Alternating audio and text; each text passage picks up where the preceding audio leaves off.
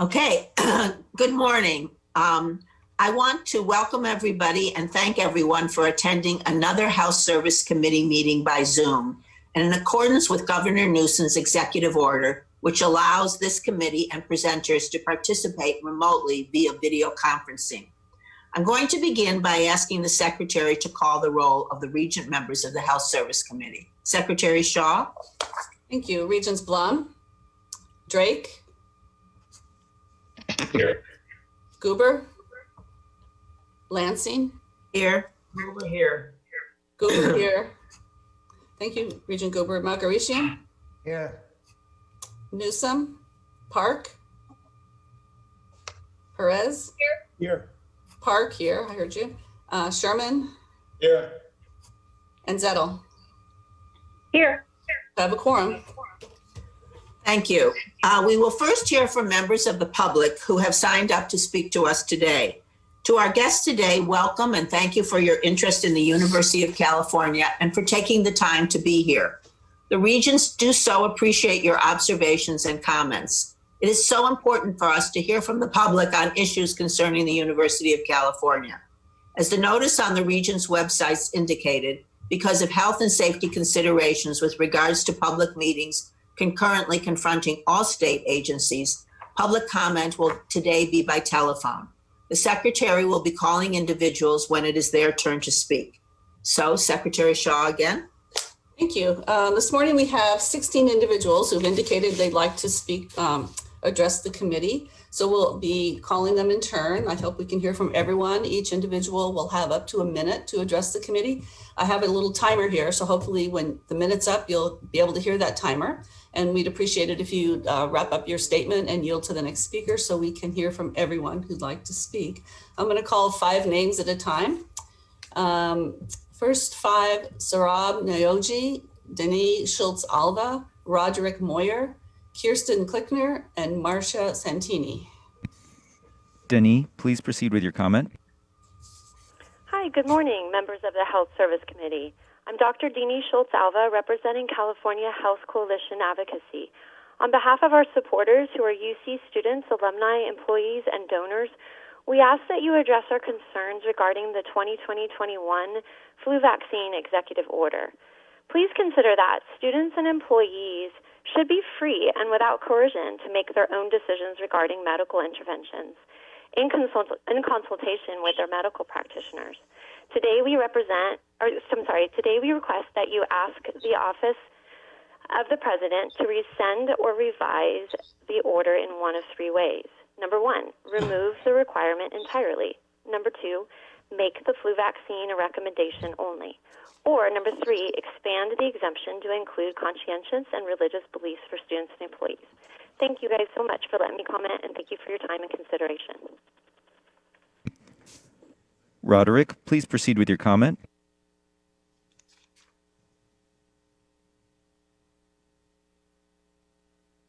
Roderick, are you there?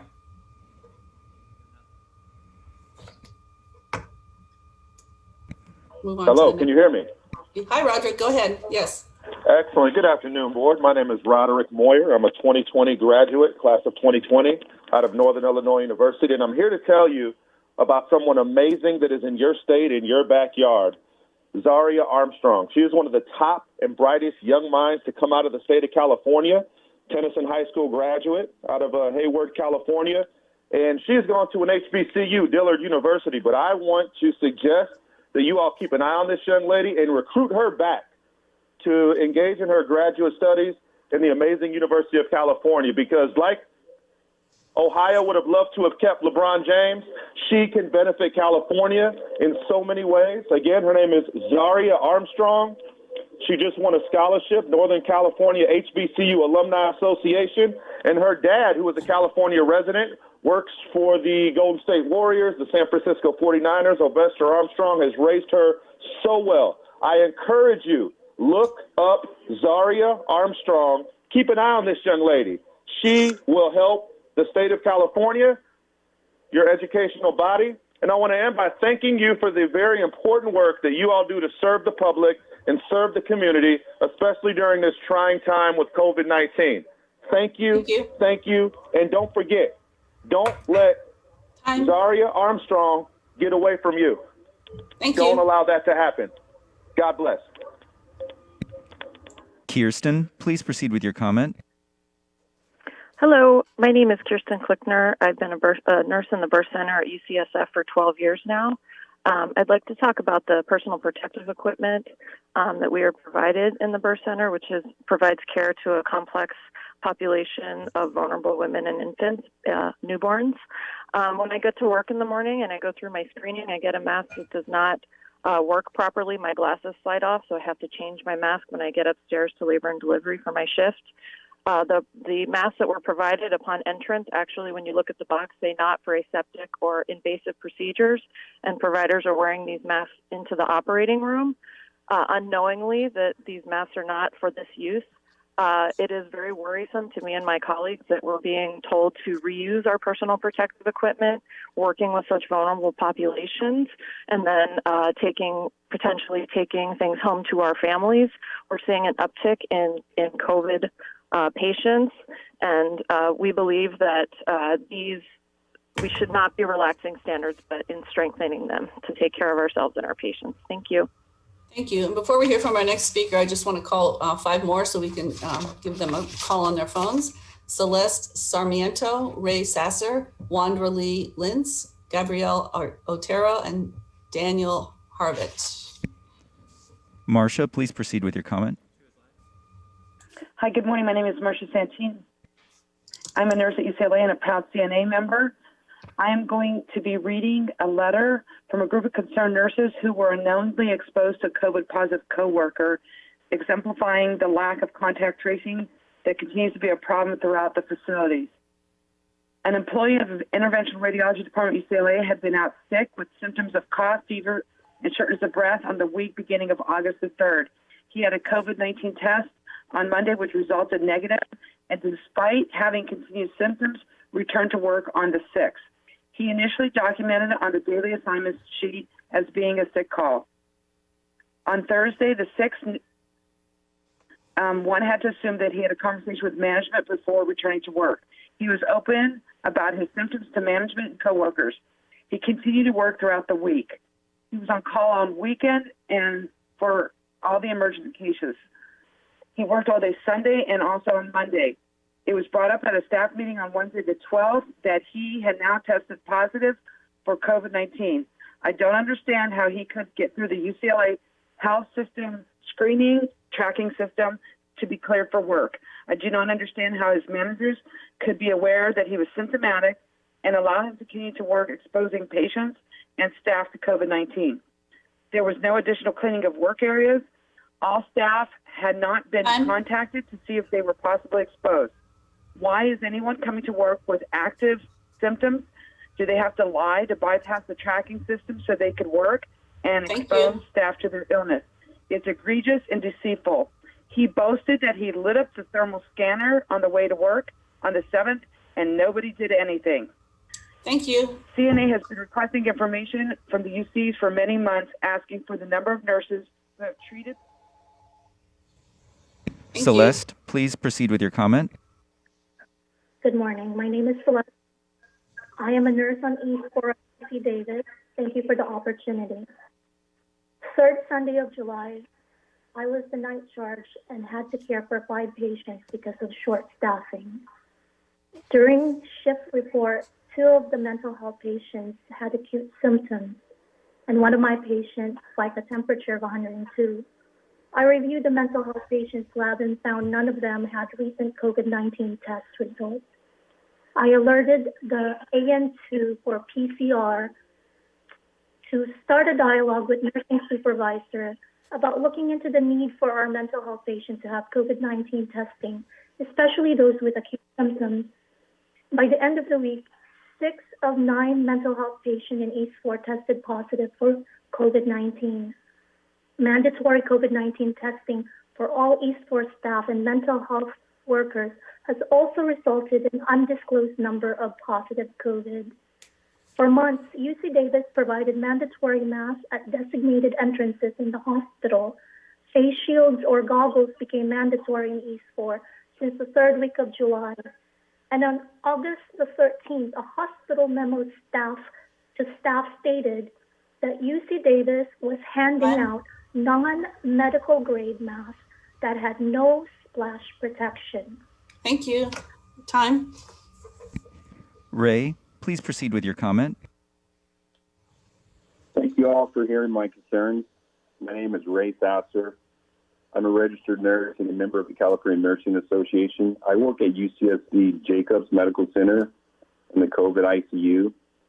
And since the pandemic has started, I've taken care of close to 24 COVID positive patients as a bedside nurse, resource nurse, and a code nurse. With that said, as a standard, we need to do everything we can to prevent the spread of COVID-19 among our coworkers and patients. I cannot overstate the importance of safe, high-quality masks and PPE. At the start of the COVID-19 pandemic, UC nurses pushed for the use of masks and gowns.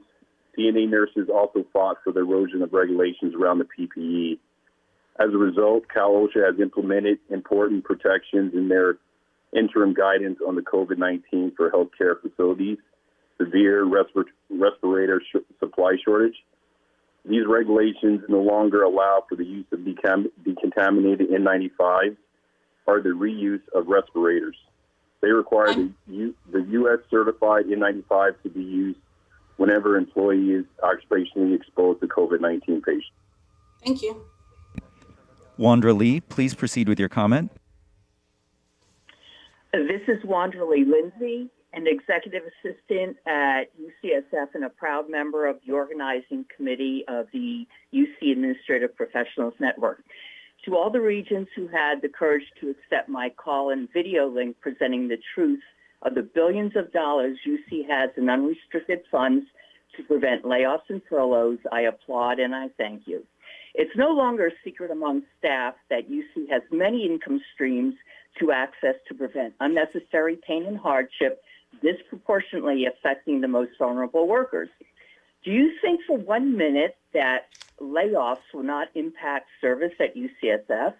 Do you really think for 1 minute that dumping extra work on us from laid off workers won't seriously affect your bottom line, won't have unintended consequences? How is it that UCLA figured out they don't have to lay off staff? What is it with UC leadership? What is this blatant systemic contempt for the welfare of non-represented staff? What is it, Regent? Really, what is it, Regent? Thank you. Before we go on to our next speaker, I'm just going to read the remaining 6 individuals who would like to speak. Krista Peterson, Catherine Sutter, Denise Fike, Sharon Kramer, Jamal Coulter, and Gabriel Mora. Daniel, please proceed with your comment. Thank you for the opportunity to speak. I've been at UC Berkeley since 1989, first as a PhD student in physiological optics, and then as an optometry student, and ever since as a faculty member of the School of Optometry. I love my job and my university, and I'm also a donor. I don't know if my refusal to get a flu shot will result in my termination, but I will not submit to this order. I hope to convince you that a forced vaccination policy is wrong and that you should opt for making recommendations instead. I'd like to say that I'm very uncomfortable speaking publicly today on this topic. Why is that? Certainly, the science of vaccines is not settled. It remains a very active area of research as the search continues for safer and more effective vaccines. Injuries are not uncommon. Some are proven in court and awarded settlements, but the vast majority are not tracked or recognized or compensated for. The studies truly are inadequate, most done without inert placebos and following patients for too short of a time. We do not understand impacted immunity systems, how adverse responses lag and may be delayed, how vaccines interact with each other, the increase of autoimmune diseases, etc. And so you cannot actually prove a public health benefit, and I might not be able to disprove one. Thank you. Krista, please proceed with your comment. My name is Krista Pedersen. I have a child about to apply to the UC schools. You're the only set of schools she wants to apply to. I'm very strongly opposed to this mandate. She won't be able to attend. She has a medical condition and medical exemption. She's allergic to vaccines, and that exemption would not be honored through the UC system.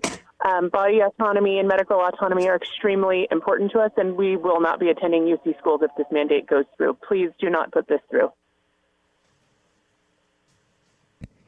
Catherine, please proceed with your comment. My name is Katharina Sutter, and I plan to apply to the UC system next year to take a degree. And I'm also under vaccinated as I have had strong reactions. Based on this mandate, I will apply. And as I just heard some other people are in the same situation. I'm a UCLA alum. I work at other schools in that case, so probably happen that the system will lose applications because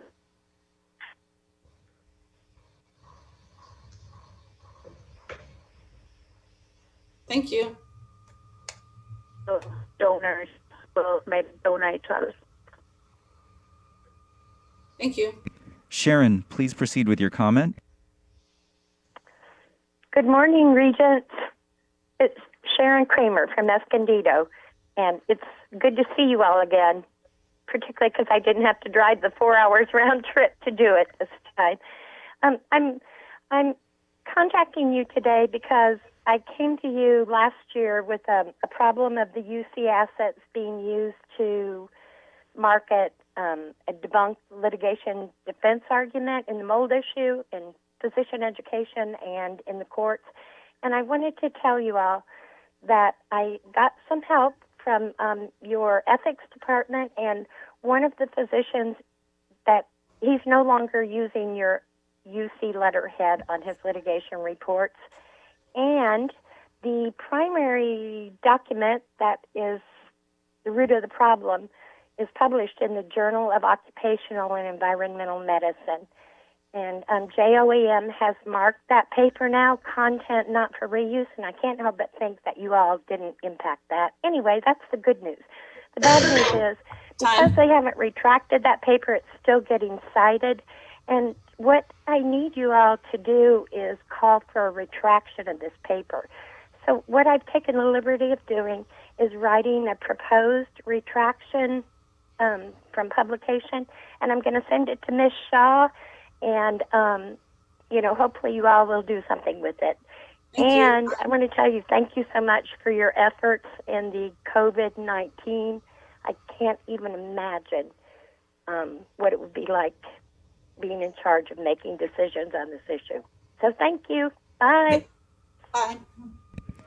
Gabriel, please proceed with your comment. Hi, I am Gabriel Mora. I'm 13 years electrician at UCLA. I'm a steward for the Teamsters 2010, and I'm here to protest the mandatory flu vaccination. According to the CDC, the seasonal flu virus is caused by the human influenza A, which is then divided in subtypes. There are potential for 198 different influenza A subtype combinations. Seasonal flu vaccines do not protect against influenza C or D or against other viruses that can cause flu. The flu vaccine may or may not protect us against the flu, depending upon the flu strain and vaccine composition. However, my reaction to the flu vaccine is certain, and it is severe, and it will compromise my ability to work and outperform daily routines. For others, it poses a significant violation to their religious or personal beliefs. The UC system has allowed employees who decline the vaccination to wear a mask, and the system works. So why change it now? Do not change it now. Thank you.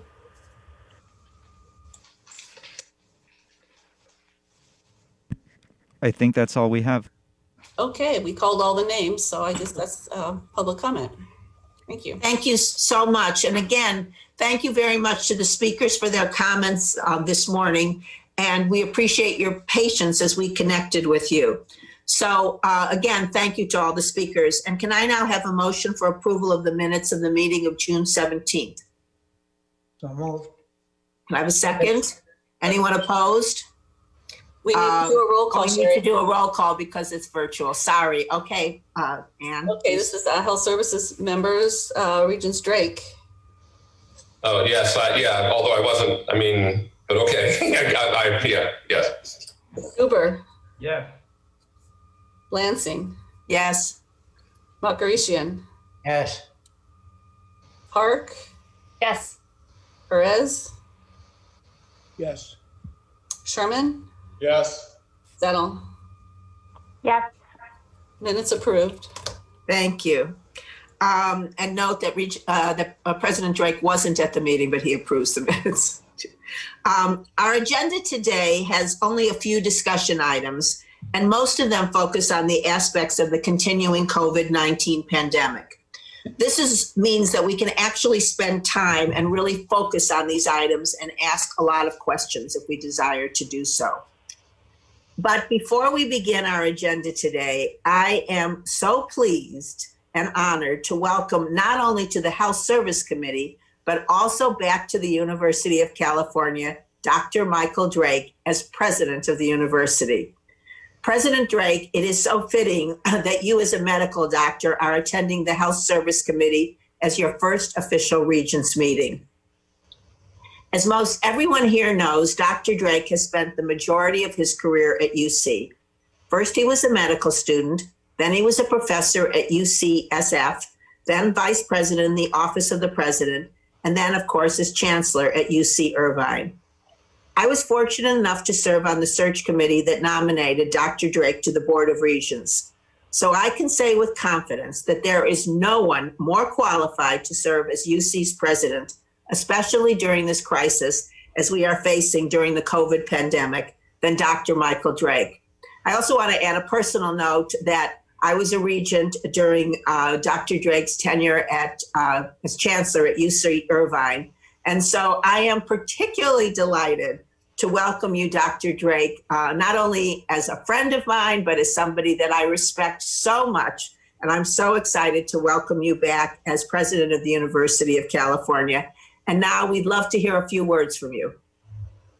Well, thank you very much, Regent Lansing, and very nice to see you as well. I'm going to actually add something to your overly kind comments and say that even before I was at Irvine, when I was vice president for health affairs, your interest in health affairs was something that we all knew. And actually, before this committee existed as such, I remember visiting you in your former job with colleagues to talk about the issues that were facing us. So that was kind of a preview of what would evolve into the formal committee that we have here today. And so it's a pleasure to be able to rejoin you in these conversations and to rejoin my old colleagues and to meet so many new ones as we've come back to California. And you are right; these are unusual and trying times for us in the world. It's we have these historic crises, and then another historic crisis on top of that, and another on top of that, stacking hands. So it's really a challenging time in so many ways for so many of us, and being able to work with the incredible group of people that we have at the university is the best way I think that we can all contribute to making this a better and safer world.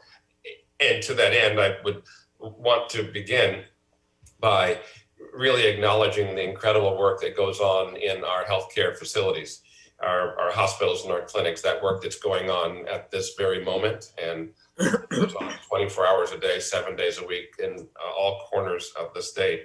And particularly in the last 5.5 months, the response to the COVID crisis and the care that we are giving to patients in this moment and have been over these months has been something that's inspiring and really gratifying to be able to be a part of. And I'm thinking of our first line workers at this moment, the nurses and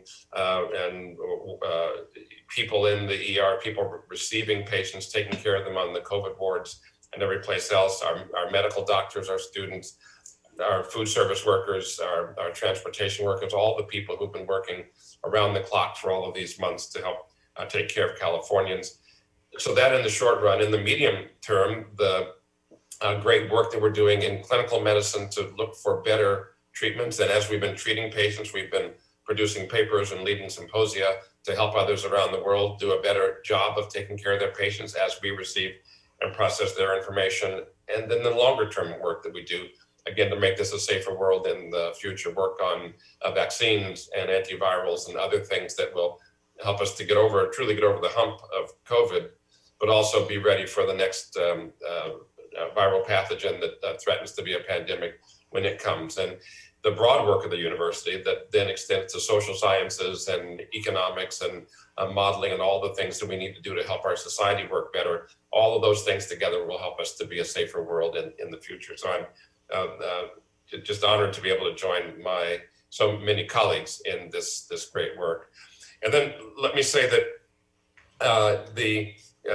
Dr. Byington, who now is in the evolved position that I held all those years ago. I mean, I say evolved because when I began, we had 14, I think, health sciences colleges or schools. We now have 20. The size and scope of the enterprise has continued to grow. And Dr. Byington and I have been colleagues in our professional careers before both of us, before Dr. Byington returned to UC, before I returned to UC. So, Carrie, it's nice to join up with you here for this effort. And our efforts are actively involved in the things we'll be talking about today, and then also with broadly our university and the way that we're working to do the best we can to support our students and our faculty and our staff as we move forward to through this next year. So it's a pleasure to be able to return to work with you again, Dr. Byington. And then as my last comment, I'll say it's great also to see, I mentioned you, Regent Lansing, but several of us worked together in various aspects in the past. And so it's, again, particularly a pleasure to rejoin my Regental colleagues from the past and look forward to this next phase. So it really feels like a homecoming, feels terrific, and I'm excited to be working with everyone. And now back to you, Chair Lansing. Thank you, Dr. Drake. And again, we are so excited that you are here. And I remember during the interview process when we talked about COVID, you said that we would get through it and we would return even better than before. And so I know with your leadership, with Dr. Byington and with everybody in the health area, that will be true. So thank you. And we're just so happy you're with us. So now I'd like to turn it to Dr. Byington to lead us through items H1 and the rest of the agenda today. Dr. Byington. Thank you so much, Regent Lansing, and thank you, President Drake. We're really honored to have you with us today. Before I get started on item H1, the COVID briefing, I'd like to briefly introduce our new Health Services Committee member, Dr. Andrew Beinman. He is a professor of medicine, epidemiology, and biostatistics, and a core faculty member at the Philip R. Lee Institute for Health Policy Studies at UCSF. He is a health policy expert and a primary care physician at the Zuckerberg San Francisco General Hospital. He has served as a health policy fellow at the staff of the U.S. House Energy and Commerce Committee, where he contributed to drafting the Affordable Care Act. And he has worked several years to implement the Affordable Care Act as a senior advisor within the U.S. Department of Health and Human Services. And he also served as director of the Agency for Healthcare Research and Quality. He currently serves as co-editor and chief of the journal Health Services Research, and he is an elected member of the National Academy of Medicine. It's our honor to have him as an advisor on the Health Services Committee. And thank you. This is his first meeting with us on health services. Thank you very much. It's an honor to be a part of this great group. Thank you. If we can go ahead and start the slides then. As has been my habit for the last several months, the first item is an update on the COVID-19 response, and I hope to focus today on innovation and recovery after I give an overview of where we are. Next slide, please. I show this slide from a paper that was published last week because it puts the pandemic in perspective. This was published in JAMA last week, and it's a comparison of the deaths in New York City during COVID-19 and the 1918 Spanish influenza pandemic. All of us who are infectious diseases trained have been trained that the 1918 pandemic is the largest pandemic that swept the world and one that was transformational. This study actually demonstrates that the deaths, the mortality in New York City in the first 2 months of the COVID-19 pandemic parallel the deaths that were seen during the 1918 H1N1 pandemic. It gives me perspective and it gives me pause to think that this was just the first 2 months of the COVID-19 outbreak. We're not finished yet. We still have to enter into the fall and winter where I expect to see many more cases. So as we continue on in our fight against COVID-19, I think it's important, this historical perspective, and this may yet turn out to be one of the largest pandemics that we've ever faced as a population. Next slide, please. So how are we doing in California? This is a slide that comes from COVID-19 projections. It's one of the websites that I follow regularly. And although these data come from last week, it shows California in a light that is unfavorable for our progress with the pandemic. We have made some improvements in the last week, and we are starting to see some declines in case numbers. But you see, as of the week of August 15th, California was the only state in red with increasing case numbers. And we will be dealing with these cases for the weeks to come. As you all know, I look at the COVID cases almost on an 8-week rolling average, and it takes us about that long to bring cases down and to see all the hospitalizations and ultimately the deaths that will come from any outbreak. Next slide, please. Another concerning set of statistics for the United States. These red states show the percent of the population that's currently infected.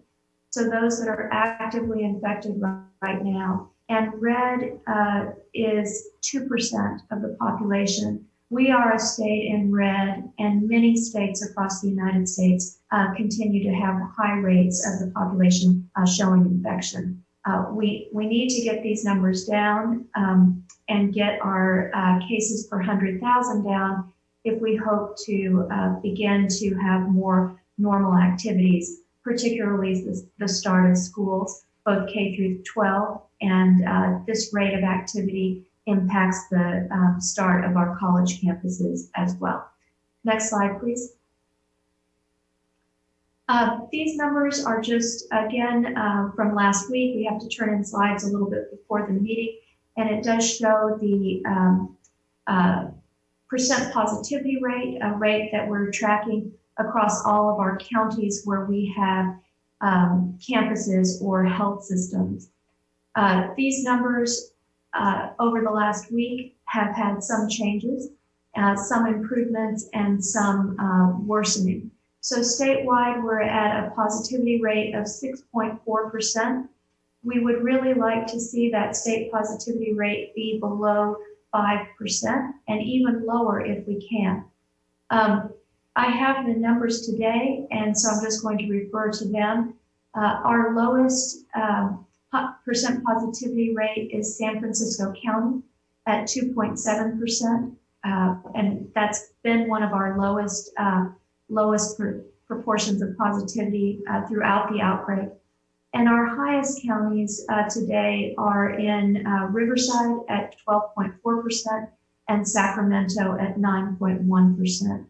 So for Riverside, that is a decline over the last week, but for Sacramento, that is an increase.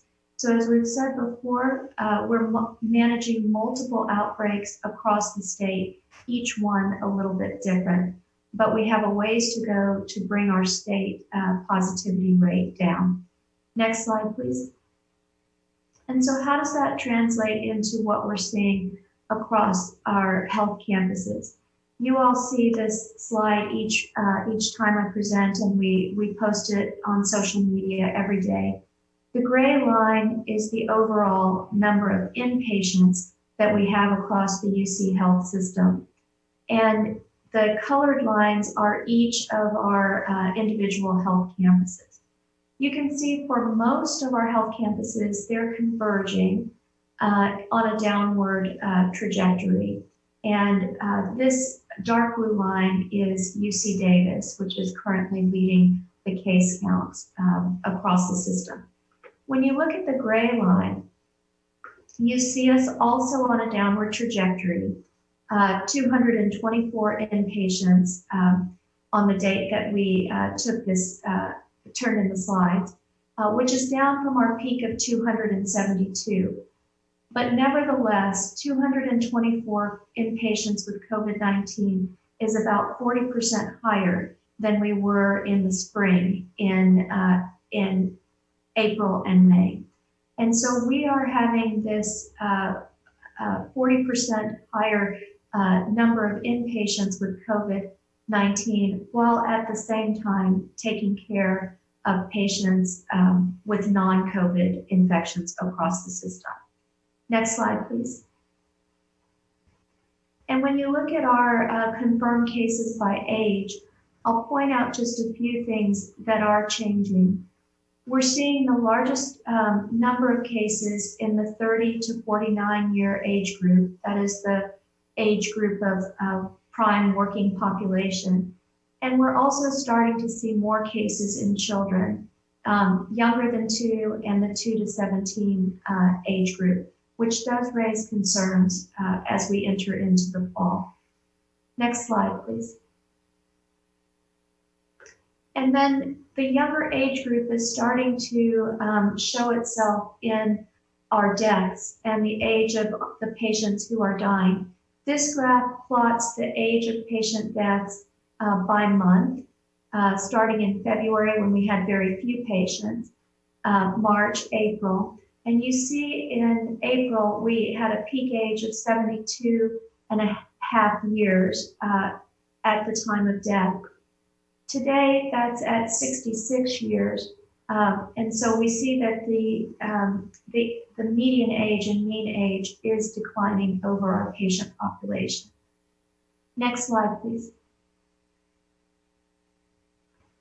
I also want to just give a quick evaluation of where we are by revenues. We present these data to the state Department of Finance each month. And so since we met last month at the full board, we now have July numbers. And I'm pleased to show that our July numbers continue to be an improvement on the June numbers. And for the health centers, the medical centers, which are in dark blue, and the School of Medicine clinics, we are seeing smaller losses month to month, May, June, and July.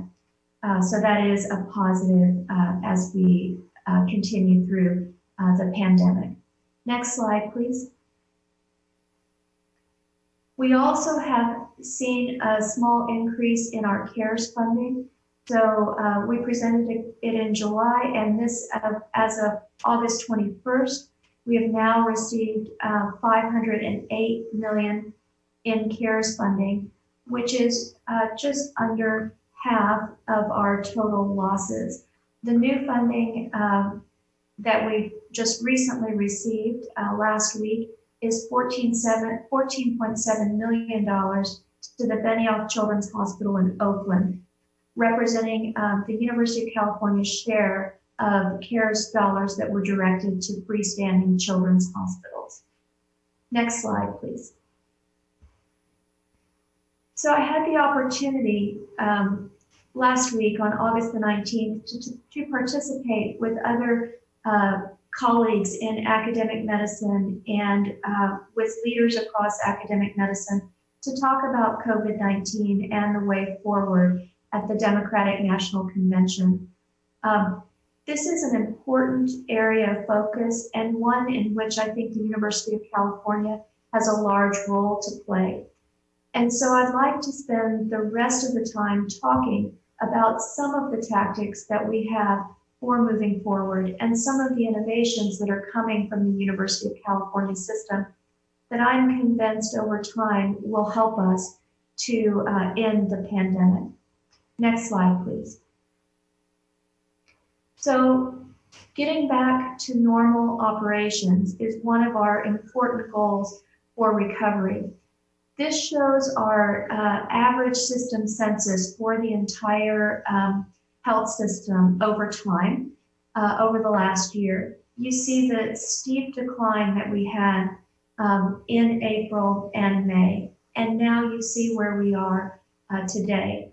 Last month, this number was closer to 85%, and we have further increased. You see us reaching very close to 100% of our normalized average system. What you can also see is prior to COVID, we consistently ran higher than 100% across the system.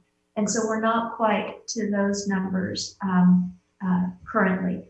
And the COVID-19 crisis does change how we have to operate in so many ways. And so we continue to watch this very closely. Next slide, please. The previous slide was our inpatient volume, and this slide is our ambulatory volume. We have another month that shows good recovery within our ambulatory volume. The blue lines, the blue portion of the bar graph is our in-person visits, and you see those numbers continuing to increase. The gold bars are our tele or virtual visits, and you see that we are maintaining a consistently high number of virtual visits, even as we increase our in-person visits.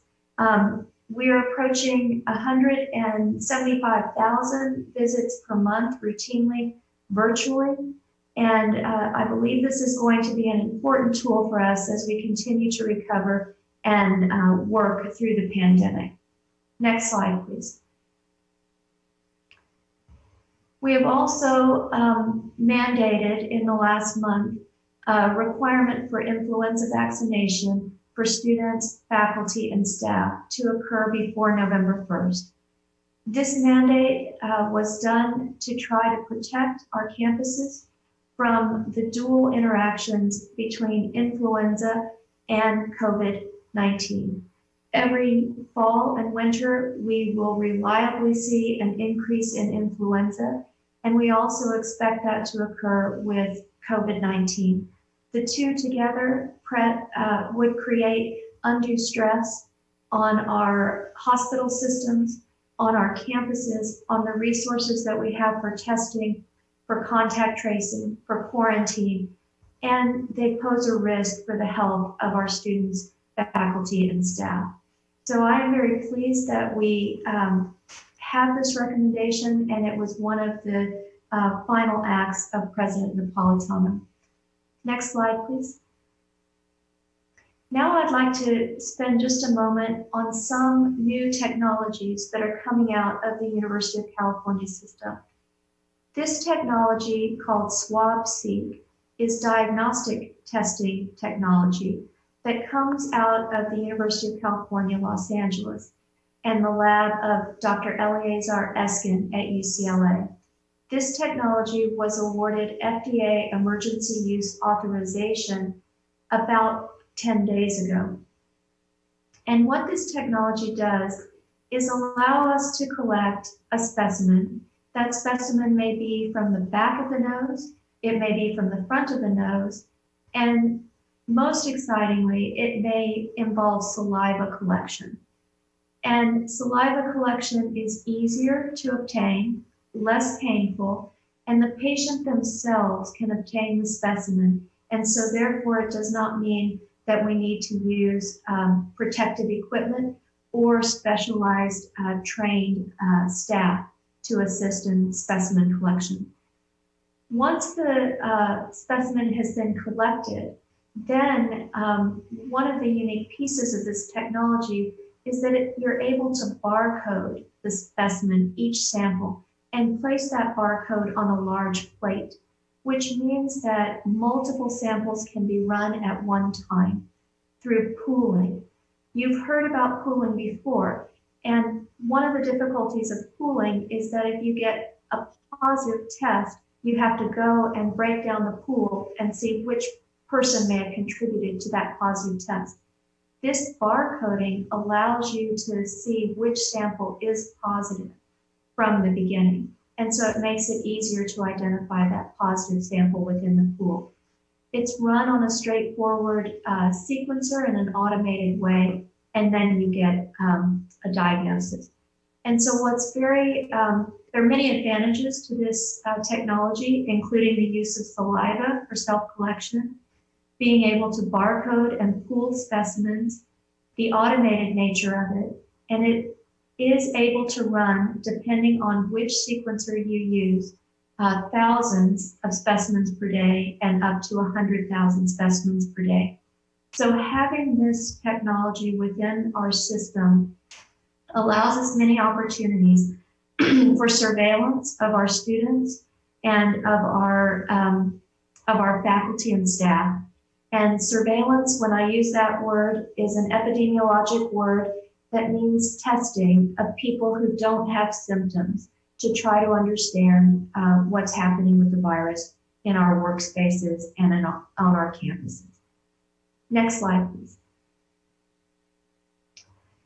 This short video that I'm going to show you, and I hope it works, this is my first time to do a video on Zoom, is an explanation of a technology that's being developed at UCSF called AeroNabs.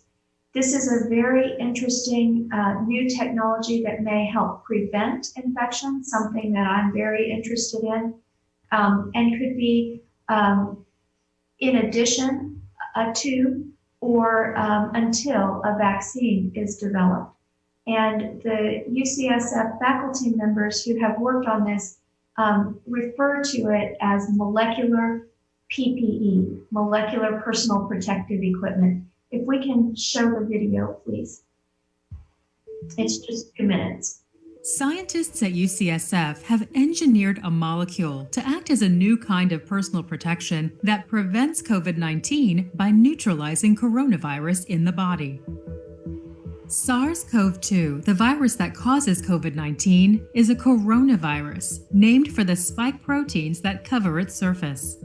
Once inside the airway, the spike protein opens like a flower and fits perfectly into the ACE2 receptor of a lung cell. This allows the virus to enter the cell and release its RNA, forcing the cell to create more coronaviruses that can spread to neighboring cells and infect other people. COVID-19 infection is only possible if the spike protein is able to interact with ACE2. Peter Walter and Ashish Manglik of UCSF set out to prevent this interaction by using nanobodies, tiny antibodies originally found in camels and llamas. They tested 2 billion different synthetic nanobodies against SARS-CoV-2. They found one that binds exceptionally well to the spike protein. Then they engineered it to make it even more potent. What they came up with is called AeroNab. When AeroNabs bind to the spike protein, the virus can't attach to ACE2, and it loses its ability to infect cells.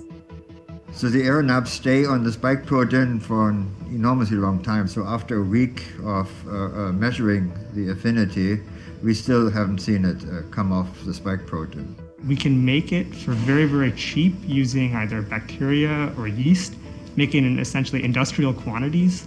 It's so robust that we can dry it down into a powder that enables us to ship it across the world. Because it's so stable, we can put it in one of these. This is a little nebulizer that would allow us to aerosolize the molecule. Vaccines typically require years of research and production. AeroNabs could be available much faster. Plus, AeroNabs would be inexpensive, perhaps even available over the counter, and could be self-administered using an inhaler or nasal spray. Clinical trials testing AeroNabs' effectiveness in the body may soon commence. AeroNabs inventors think that trials could prove successful within a few months.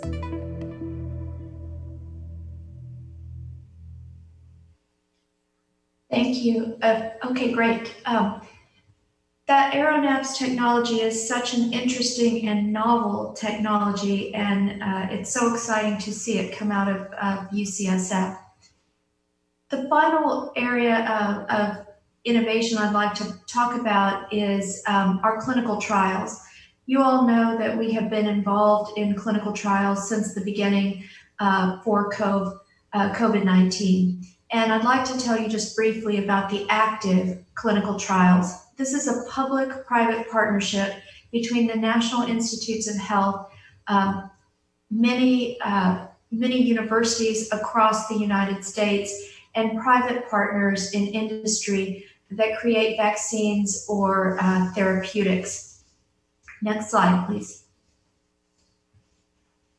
And the goal of ACTIVE is to identify different therapeutics that can be used at various time points in the infection at different viral loads, and when we're trying to fight the virus and when we're trying to fight the inflammation that the virus causes.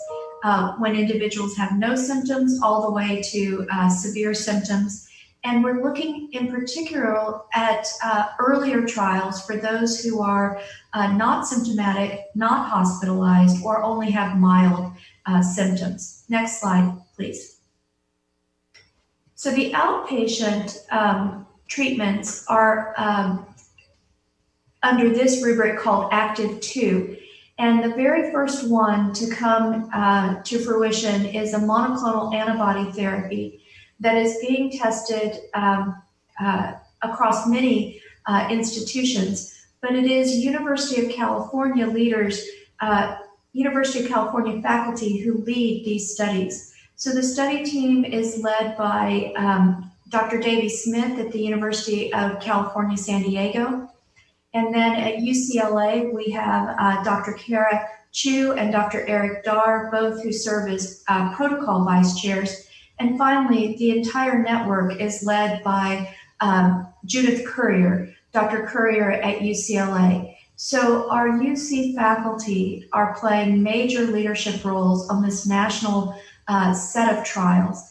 And that helps us in a number of ways, including allowing us to be at the very cutting edge of the most promising clinical trials that are coming to fruition in the United States. It means that we'll be a part of these most promising clinical trials from the very beginning. Next slide, please. And it was through Dr. Currier and her leadership of the ACTIVE network that we were able to invite Dr. Anthony Fauci to come and address us. And we had an invitation for him to meet with us on August 31st, which I was going to tell you as a surprise today and invite the Board of Regents. Unfortunately, Dr. Fauci has had to have surgery, as some of us have seen, and he is going to have to delay this visit with us, but we hope to have him sometime soon when he's fully recovered. Next slide, please. So in addition to the innovations that I've shared with you, we also had the opportunity in July to have a health leadership virtual strategy session to talk about recovery and remaking of UC Health post-COVID. And I'd like to share just a few of the areas where we will be emphasizing over the next year. Next slide, please. So the first, and we saw a number of proposals during this leadership retreat of things that may be helpful to us as a system for our patients, for the quality that we deliver to them, and for the financial recovery of our system. And so one of the most promising proposals was to create a pharmacy benefits manager that's internal to the University of California. There are many financial benefits, including cost reduction through some of these technical terms in the way drugs are paid for nationally, including the spread, which is the difference between what a pharmacy-based manager charges and what the plan will reimburse, rebates, and administrative fees. But if we manage our own, we have really only the expense of running the pharmacy benefits management process, and we could retain additional spread, rebates, and administrative fees within our system. Next slide, please. There are also quality benefits to our patients, allowing us to deliver high quality end-to-end service for our patients, allowing us to collect data that shows our patients have better outcomes when they receive their care and services through our own UC specialty pharmacies, and developing direct agreements with manufacturers, including large manufacturers such as Pfizer, that leverage our outcome data and return value to our system. Next slide, please. And we've been able to do some modeling to show what are the potential additional margins that we might retain across the system at each location and total if we were to stand up a pharmacy benefits management program. And so given all the positives in revenue and quality, this is one of our highest priorities for the upcoming year. And we have developed a job description and a working group to help us launch the PBM in the upcoming year. Next slide, please. We're also working very diligently in our telehealth. You've seen the number of visits that we have across the system in ambulatory care. We also have those in inpatient subspecialty care. And we have a proposal currently under review for the University of California Student Health Program around mental health. And our mission is to provide innovative and seamless continuity of care by UC providers for UC patients, a concept that we're calling UC Health Anywhere. And so this is an area that you will see additional investment and infrastructure over the next year. Next slide, please. And then finally, we're working with our self-insured health plans and with the Health Benefits Advisory Committee and the Executive Steering Committee for Health Benefits. Our vision in UC Health is really to align and propose a 5-year roadmap for UC health plans that will leverage our collective position of employer, payer, and provider to maximally benefit our employees and the university itself.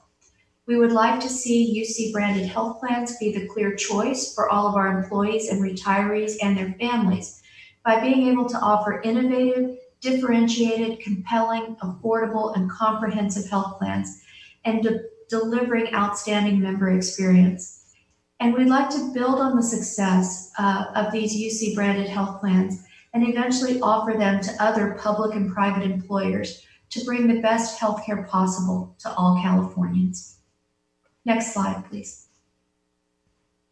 And finally, as we move forward, we have an opportunity to launch a new brand, a brand that really conveys our systemness. And so this is one view of what the brand would look like, vertically and horizontally. University of California Health is called out. And then for individual things that are part of UC University of California Health, like our Cancer Consortium or our Center for Data-Driven Insights, they will be, this is the way that we will manage the logos. Next slide. We also have a Fiat Lux version, which is my favorite version, very colorful, and I think it really stands out and will distinguish our brand in the marketplace. Next slide. So that's just a brief overview of where we are with the pandemic and some of the innovations and plans that we have for the future. And I'm very happy to answer any questions. Thank you so much, Dr. Byington. As always, it was a terrific report. I'm going to go in order of the hands that are raised. So first, Regent Makarishian, followed by Regent Sherman. Thank you, Sherry, and thank you, Dr. Byington. Great information. I have 2 or 3 questions. One is, if you go back to your first set of slides that you had on confirmed cases by age. Yes. Bar chart. What are those numbers at the end? Are those total numbers of each age group? Yes, the numbers at the end are the totals. Okay, and then we are missing, I guess, Riverside. Is there a reason for that? The Riverside patients are cared for in hospitals that we do not own and operate, and so we're not able to gather their data. Okay, and then in that regard, if you look at the, I guess, couple of pages before, Riverside looks like it's like 4 or 5 times more than San Francisco or other places. Are there any specific reasons for why the number of cases in Riverside or Sacramento are so much higher than the other places? You know, the percent positivity rates have varied across different regions of California over time. And there are reasons. Many of those reasons have to do with the number of essential employees, the type of workers that are in a region, and each of these areas that has high positivity rates has to have their own local health departments trying to identify the sources to best respond. And so we've seen cases increase because of essential workers. We've seen cases increase because of prisons or because of nursing homes. And so understanding the epidemiology is what the local health departments do as they try to address each site. I don't know if Dr. Dees or Don Larson would like to contribute to Carrie, discuss Riverside specifically, or David Sacramento. Yeah, I think I can speak to this fairly definitively that our increase in positivity has to do with the fact that we were cut off from sufficient testing supplies, and we therefore decreased the amount of surveillance testing and asymptomatic testing that we were performing. So while there was an increase in the, and somewhat of a surge in the Sacramento region, it was nowhere as great as what is apparent here. We went from, our supply rate was cut in half by Roche. And that caused us to really focus on much less asymptomatic testing. So in the lack of a steady state testing algorithm and availability, you can't actually infer anything from the increased rates. That's why hospitalizations, which are a truly good number to detail on that day how many new sick people are really impacting the health system. That's a much better number, in my opinion, to follow. Yes, and as for Riverside, as Carrie noted, the positivity rate has decreased. It was as high as 16% or so. I've been in regular communication with the Commissioner of Public Health for the County of Riverside. And one of the reasons why we had such high rates of what we surmised it to be is that we did open very early. And then the testing sites were overwhelmed. When the testing sites became overwhelmed, we tried to increase number of testing sites. Then the return on results were not as expeditious as we would like them to be. It went from 2 to 3 days to 7 to 10 days. That has decreased now, and as one can see, the rate dropped from about 16 and it's now 13%. And we are really working hard to get those positivity rates down. I'd like to make, I don't know, I'm having a tough time getting to my interrupt button. So I have a comment I wanted to make. So I'm just going to wave and make it That's very okay. quick. No, do it right now. Thanks. Yeah, family style. Just one comment I was going to make to Dr. Byington. And as we see that the positivity rates are a reflection of the numerator and the denominator, and there are things that change those due to circumstances. One rate that I find very useful is the rate of base prevalence in elective surgery patients coming into our hospitals before they're going to be undergoing an aerosol generating procedure.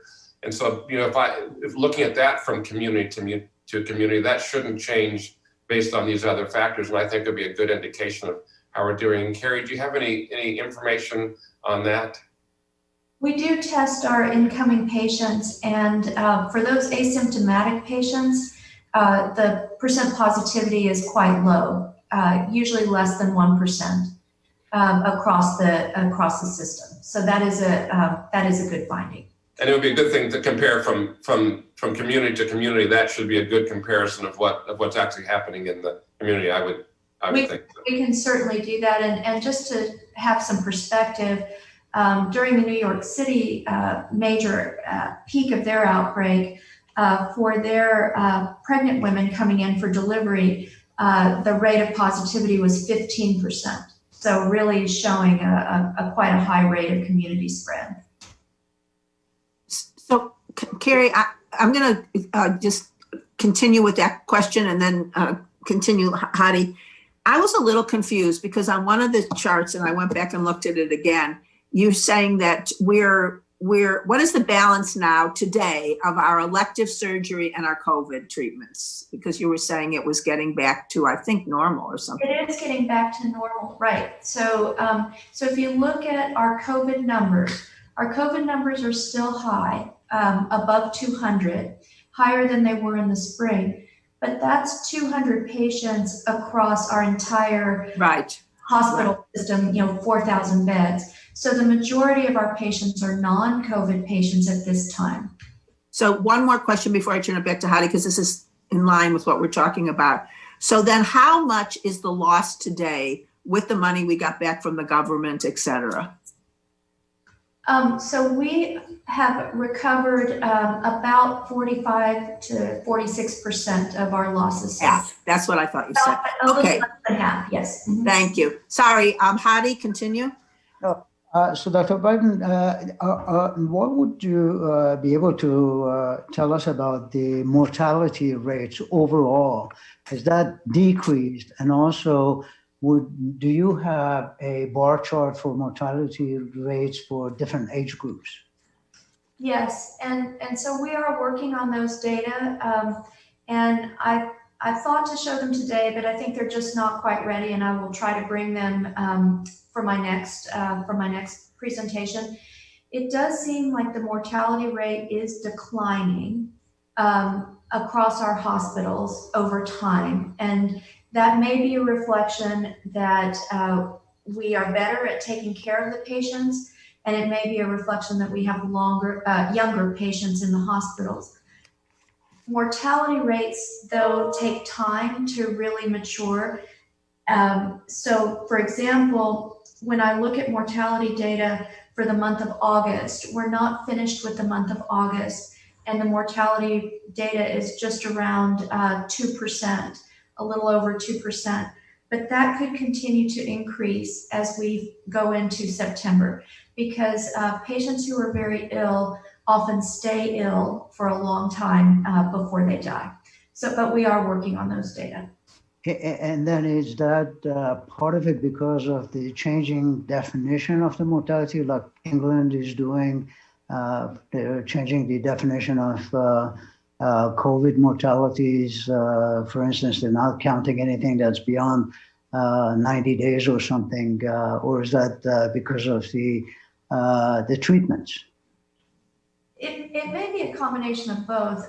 We have not changed a definition. In fact, we're really actively discussing what should the definition be for mortality from COVID versus mortality with COVID, or let's say you had COVID in March and then you die in August, is that a COVID-related death? It takes a lot of investigation to decide that. And so right now we're reporting data for the first 30 days, but we may need to extend that out, and we are discussing that right now. Okay, and my last question is regarding revenue. On telehealth, are we getting paid for those visits? We are getting paid for the visits, and we want to continue to be paid for the visits. And so Medicare pays for those visits now, and there is a discussion about parity and should there be parity for in-person and or virtual visits, and when should there be parity? So is that a big hit, or is sort of we're not losing any money? I suspect that we are still losing some money on the telehealth, and so how do we optimize that over the course of the year? That's going to be important work that we have to do. All right, thank you. That's it. Thank you, Sherry. Thank you, Regent Makarishi. And Regent Sherman? Yeah, my question was also about the telehealth. So as we reopen for non-COVID, did the telehealth just drop off, or what was kind of the empirical data on how it continues? I remember there was a huge spike when we started that. What happened post, let's call it reopening, so to speak? Right. And then how do we keep the momentum going? Because it seems like that's a very efficient way to the population. Exactly. We had a huge increase initially in April and May, and we've seen a decline in those numbers, but a steady state. So I think we're at a steady state now. And one of the issues that we're discussing with the chief medical officers, the chief information officers, the CEOs, what are the best visits to maintain as virtual visits, and where can we have the most efficient visits and increase access, offer visits that didn't exist before. We're having those discussions even across our campuses. Merced, UC Santa Cruz, they're very interested in having more virtual visit options from UC providers on their campuses. So although we've had a decline from the super high peak by having our clinics open, we still are maintaining a steady state of visits. And I think there may be options to even increase those visits as we decide which are the best visits to do virtually. Thanks. Thank you, Regent Sherman. Jamal? Thank you, Regent Lansing, and thank you for the presentation, Dr. Byington. I'm not on this committee, so I appreciate the opportunity to ask a question and see if I can sneak two in there. There is, so they're about the vaccine mandate. So first question, can you talk a little bit about the enforcement mechanism there? I understand that the obligation is by November 1st, students, faculty, and staff on campuses must get the flu vaccine. So how will we be enforcing that? Is that going to be top down, campus specific? And the second question, just to get it out, is can you talk a little bit about any overlap or correlation between the flu and COVID-19 such that getting the flu vaccine will kind of mitigate the spread of COVID-19? Thank you very much. So the mandate for the flu vaccine is a system-wide mandate. There already exists a mechanism for students to report their vaccines, and that happens on each campus. And each campus is working on a way to verify vaccination for their employees. And it may be through the symptom tracker app that we will all be using on our campuses, and it will ask you if you've had the flu vaccine. So that may be the most logical way to do it, and it will be done at a campus level. I do want to say, because I know one of the comments early on in public comment, there was a concern about medical exemptions. medical exemptions are allowed and have always been allowed for our vaccines. And then the second question is about how does influenza overlap with COVID-19? One of the most important things as a physician, I believe, is the overlap of symptoms. So both COVID-19 and influenza, some of their most common symptoms are fever and cough. And fever and cough, anyone who has fever and cough right now needs to be tested for COVID, needs to go into isolation until they know their results. And if we are having lots of cases of influenza on our campus, that's going to tax our resources for COVID, because it's going to require that more people need to be tested, more case investigation, more isolation and quarantine. There are some reports from China about people having both COVID-19 and influenza, because when COVID struck China, it was flu season. And those patients can have, exacerbation, more serious illness by having two viruses at the same time, both affecting their lungs, potentially affecting other organs. So there is overlap in the symptoms, and there may be the possibility of being infected with both at the same time, which we think would be harmful to someone's health. Thank you. Thank you. Thank you, Jamal. Alumni Regent Stigura. Thank you, Chair Lansing. Thank you very much, Dr. Byington, for your report.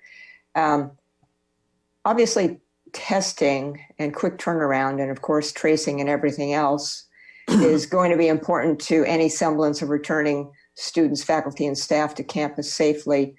You talked about one type of testing or developments in types of testing in your remarks. Can you comment and explain for a layperson the high throughput technology being developed at UC Davis? It apparently comes from the animal genetics world and doesn't compete for scarce reagents like other tests do. Could you have any information on that? Can you explain it to us, please? I don't specifically have information about UC Davis, but the high throughput testing that we've been talking about does not use RNA extraction, which is one of the limiting factors, and has been a supply chain issue. And it also uses self-collected specimens. So you can use different types of swabs, or maybe no swabs at all. If you're just collecting saliva, you're able to spit into a sterile device and turn it in. And then the concept of high throughput means being able to do thousands of tests in a day. And so the high throughput are often using sequencing machines to sequence the genome of the pathogen, and if they can sequence the genome, they can prove the pathogen is there, and it can be done. Fairly quickly.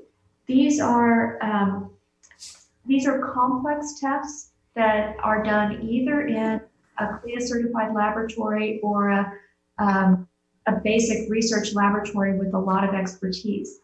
There are different form of tests that are called point of care tests, which are not high throughput, and I would liken those to a rapid strep throat test. If you've ever had that in your doctor's office, you've had a swab and goes onto a little cartridge and you get a result back in about 15 minutes. That's called a point of care test, which is best done one by one. And then high throughput, you want to do thousands of samples all at once, like once a day, run 10,000 samples. There's room for both of those in how we plan for and optimize testing, both in the state and across our campus. Thank you. Thank you very much. Assistant Vice Chancellor Ann Jeffrey. Hi, thank you so much for the presentation, and also, since I'm not on this committee, the opportunity to ask a question. I was really interested in the report on the SwabSeq technology out of UCLA. And because that's a real game changer to be able to do pooled testing effectively for asymptomatic. And as you can see, I'm from Berkeley, and we just have our students coming back now. My question is, since the FDA approval, emergency approval, just came through 10 days ago, what is the ramp up time for actually being able to use this technology at scale? Right, and I can comment on it, and I may also see if Vice Chancellor Mazziotto would like to comment on it, because it is being used at UCLA. So there are a number of things that need to happen. You have to have the right equipment, but we have surveyed our laboratories across the UC system to find out how many next generation sequencers we have, and we have 80 that we know of across the system, which could be quite useful. You need to train personnel and also probably hire personnel to keep the laboratory open and functioning. And the training of the personnel is not just in running the laboratory tests, but also in preparing the infrastructure to receive the test, make sure that they're entered correctly into the computer and that the results can be matched correctly, to the test. And then the last part is on the reporting of the results. And this is where we're working very diligently with the Office of General Counsel, with the state. There are rules about what can be reported through surveillance versus diagnostic testing. But maybe let me turn to Vice Chancellor Mazziotto to see how it's being used at UCLA and what you anticipate the scale up will be. Yes, thank you. I think the contribution of the scientists is that they've proven that this works scientifically. The FDA agreed with that, and that part of it is done. So that's necessary, but not sufficient. And it's really all the logistics around it. And Dr. Byington mentioned all the key factors. And right now at UCLA, we basically have 4 basic scientists and graduate students who are doing this, improving the principle of it. But to bring this to an operational level requires a totally different set of personnel, a different discipline, operationalizing it, providing redundant equipment, not just one set of equipment, so you never fall behind.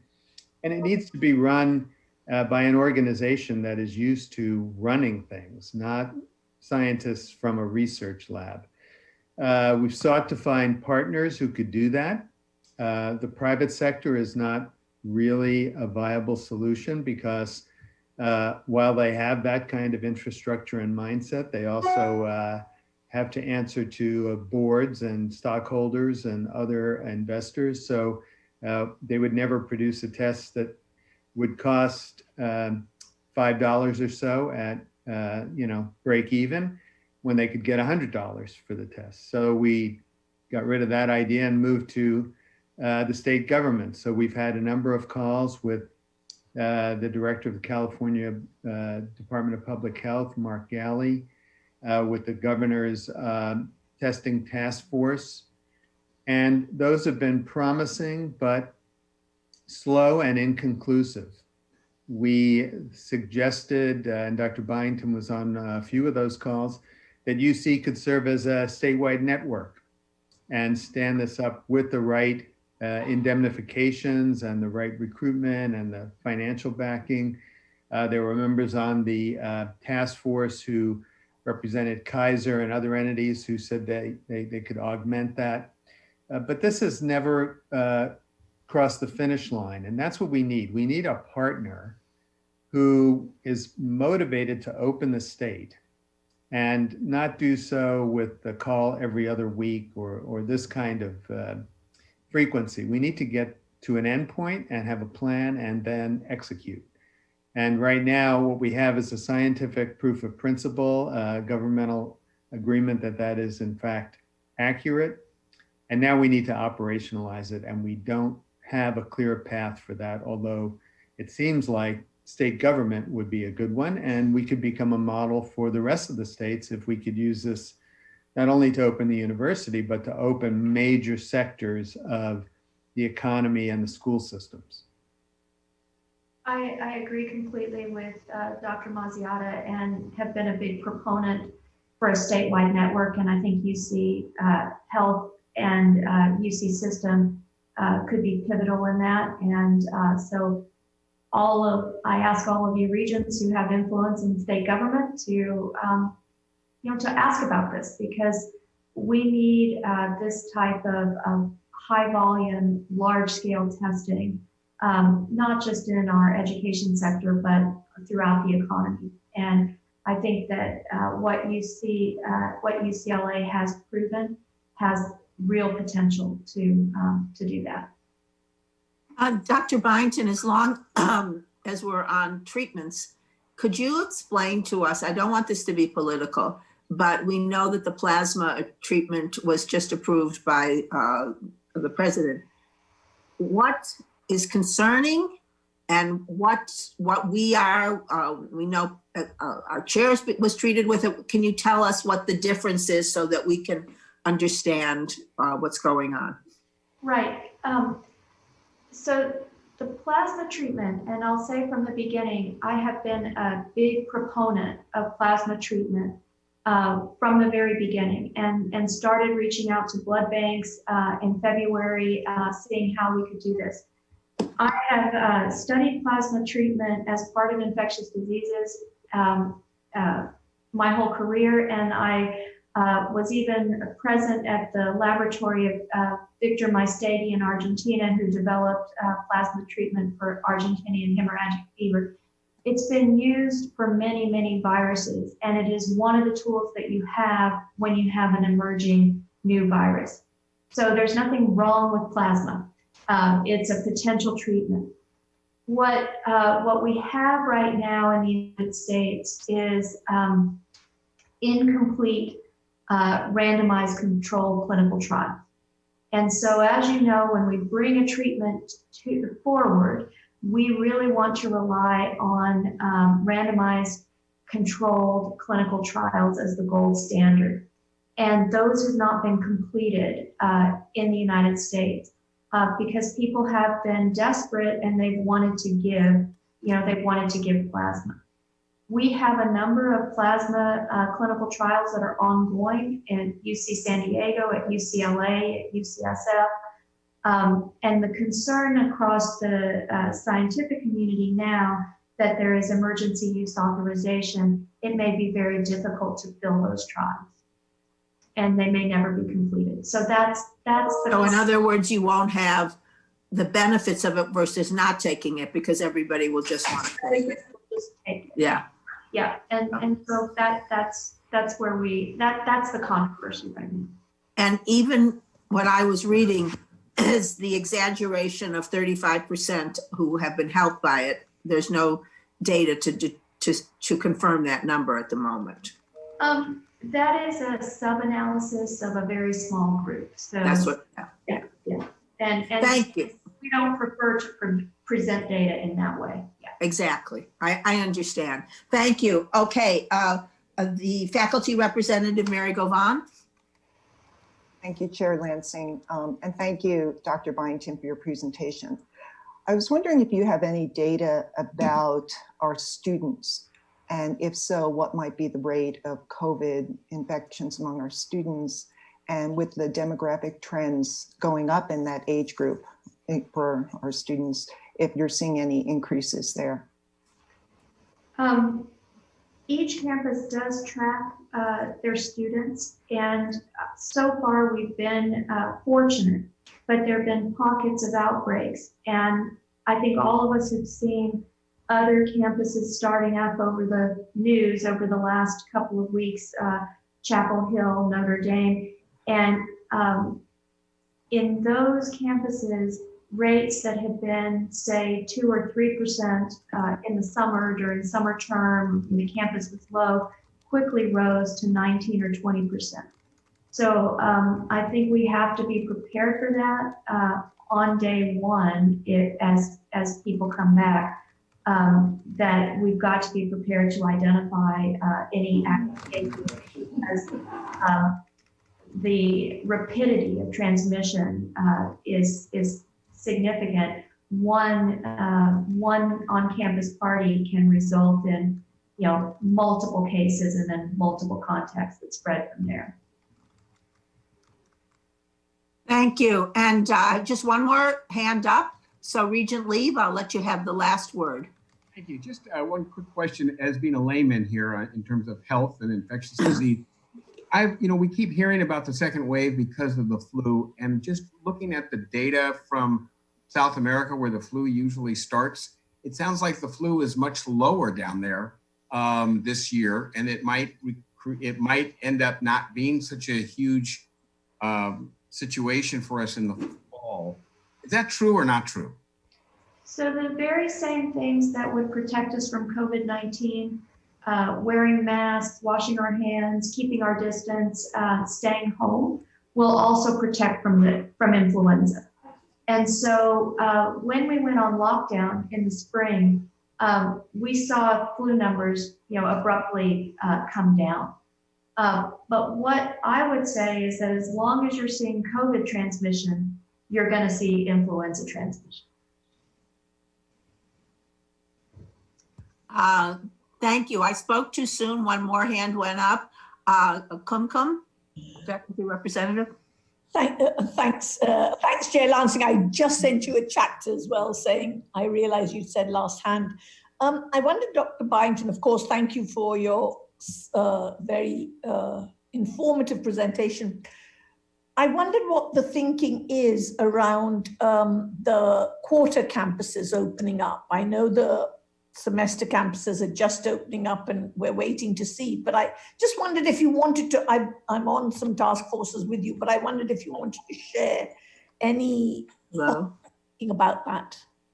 As you know, Kumkum, we have a testing tracing task force, and we recently updated our recommendations, really requiring testing for students before they come on campus, and asking that all campuses start a program of surveillance. And so I can't speak for the chancellors, but we will have an opportunity this week on Thursday with President Drake and all of the chancellors to talk about what that opening might look like. So I think more news to come later this week. Thank you, and thanks, Chair Lansing, as well. Thank you. So I do believe this concludes our questions. Once again, Dr. Byington, it was an excellent report. And I'm going to let you continue with item H2, which is the expectations unique to healthcare boards. Thank you, Regent Lansing. This is something we've talked about since I arrived, basically giving some oversight and introduction of what the expectations are that are unique to healthcare boards, which this board is. And so Deputy General Counsel Rachel Masowski will be presenting these expectations, and the presentation will focus on fundamental considerations in healthcare quality, the implications of improving patient experience and physician engagement, and a governing board's role in that quality. So I would like to turn it over to Deputy General Counsel Masowski. Good morning, everyone. Thank you very much for having me. I will walk through this presentation and then open for any questions or discussion. 30 years ago, the Institute of Medicine, sorry, can you go to the next slide? 30 years ago, the Institute of Medicine defined healthcare quality as the degree to which healthcare services for individuals and populations increase the likelihood of desired health outcomes and are consistent with current professional knowledge. A decade later, the Institute issued a seminal report called Crossing the Quality Chasm, which identified practices that impede quality of care and offered recommendations to drive system-level change. To level set for all of us, quality is a holistic, multidimensional concept. When we talk about it, we tend to think of it in 6 significant domains defined by the IOM and widely adopted throughout the healthcare industry. To this day, every health system works to ensure that its services are safe, effective, equitable, patient-centered, timely, and efficient. Next slide. At the university, our commitment to quality is captured in our core values, which are similarly defined across all UC Health locations, and in the understanding that quality is a key function of overall value. Next slide. Dr. Byington has articulated a vision of value as a product of quality plus service over cost, where service includes equitable access and value is integrally linked to core values. Although the focus of the IOM goals or domains tends to be at the individual level, we also work to evaluate and improve outcomes and reduce disparities across entire populations at the local, regional, and state level.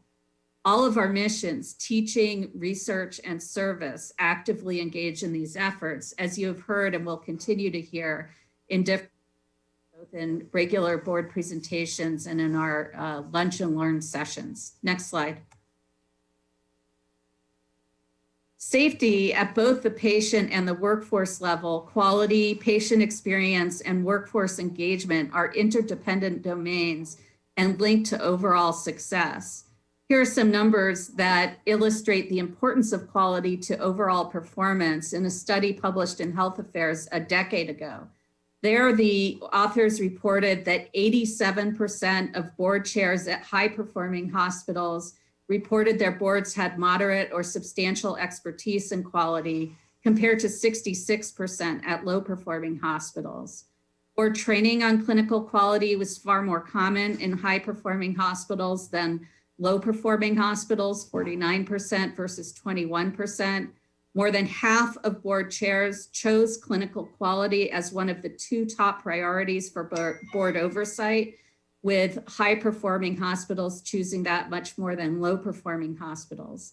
Board chairs at high-performing hospitals said they used quality in evaluating CEO performance more than twice as often as board chairs from low-performing hospitals.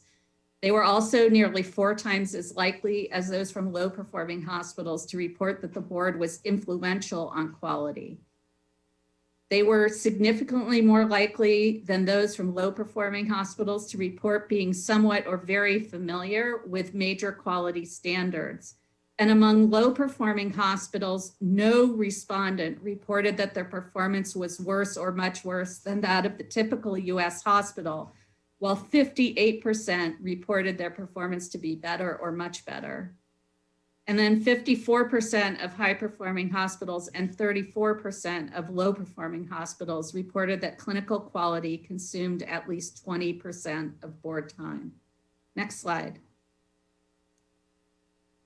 At UC, we have a highly matrix governance structure, which means that no one committee or individual holds all of the responsibilities of a typical hospital board of directors, something we discussed a little earlier. Instead, core responsibilities for quality and safety oversight are divided across governance and administrative silos. At the Regents level, the Health Services Committee generally oversees the health system, similar to a corporate board for private health systems. But the Compliance and Audit Committee approves medical malpractice and other legal settlements, and the Finance Committee approves budgets and capital projects. Local executives or governing bodies at the campus level approve quality and safety plans and receive quality and safety reports. And until very recently, there was no systematic or plan or process to report on quality at Regents or Health Services Committee level. Our first attempts at UC Health to improve board engagement included the development of the quality dashboard, the latest iteration of which is attached to this item, and a quality assurance and performance improvement, or QAPI, item on many board agendas. We have broader plans in place to continue to improve, which are under development through the working group on quality, population health, and risk management, and will be presented to this committee later this year. Next slide. The Institute for Healthcare Improvement recently identified a framework for prioritizing quality culture and commitment at the board level. The intent of this framework is to assure that quality is appropriately prioritized and that the board is actively engaged in quality oversight.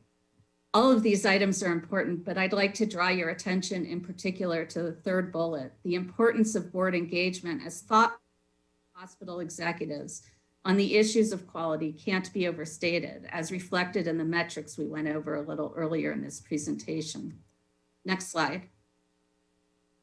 The working group has also talked about review of system-wide quality metrics compared to external benchmarks such as Vizient, setting system-wide goals and reviewing performance against them at the board level, and deeper dives into individual academic health center metrics at bi-monthly meetings, including things like state reportable adverse events, considering including a budget review component, for example, through a joint meeting with Health Services and Finance, and considering rotating sites whenever we start meeting again in person. I've included with the presentation some appendices where you'll find a set of questions drawn from the work of a joint Health and Human Services / American Health Lawyers Association committee that board members should be able to ask and get answered.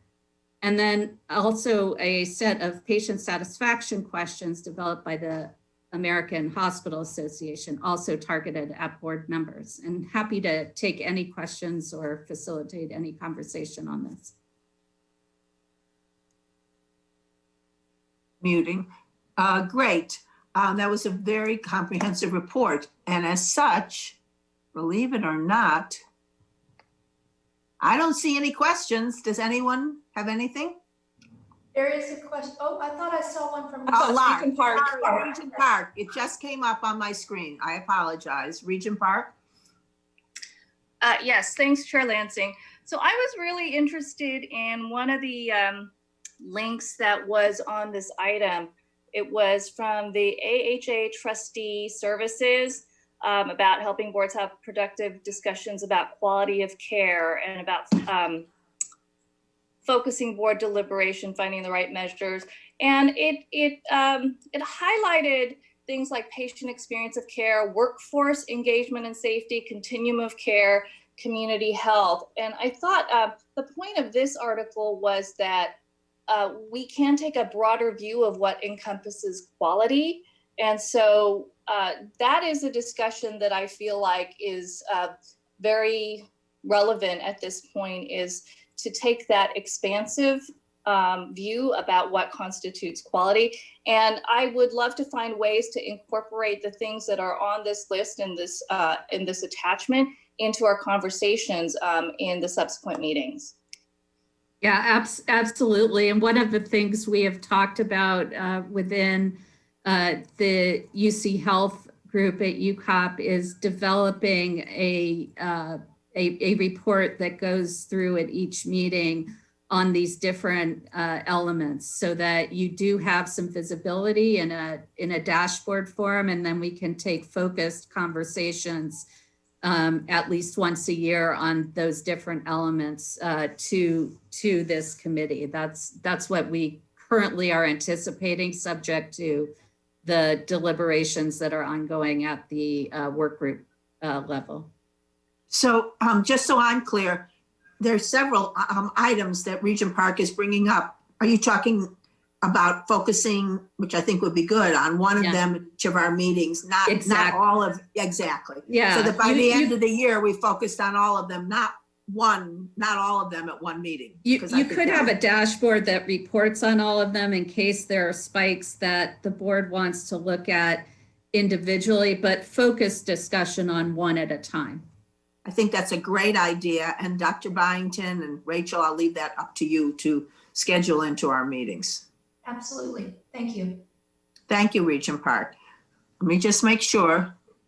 Now I do. Dr. Bindman? Thanks very much. And thanks for that presentation. I think it's fantastic that you have a quality dashboard and you're bringing these issues of quality to the board. I couldn't agree more how important that is for reinforcing the outcome goals.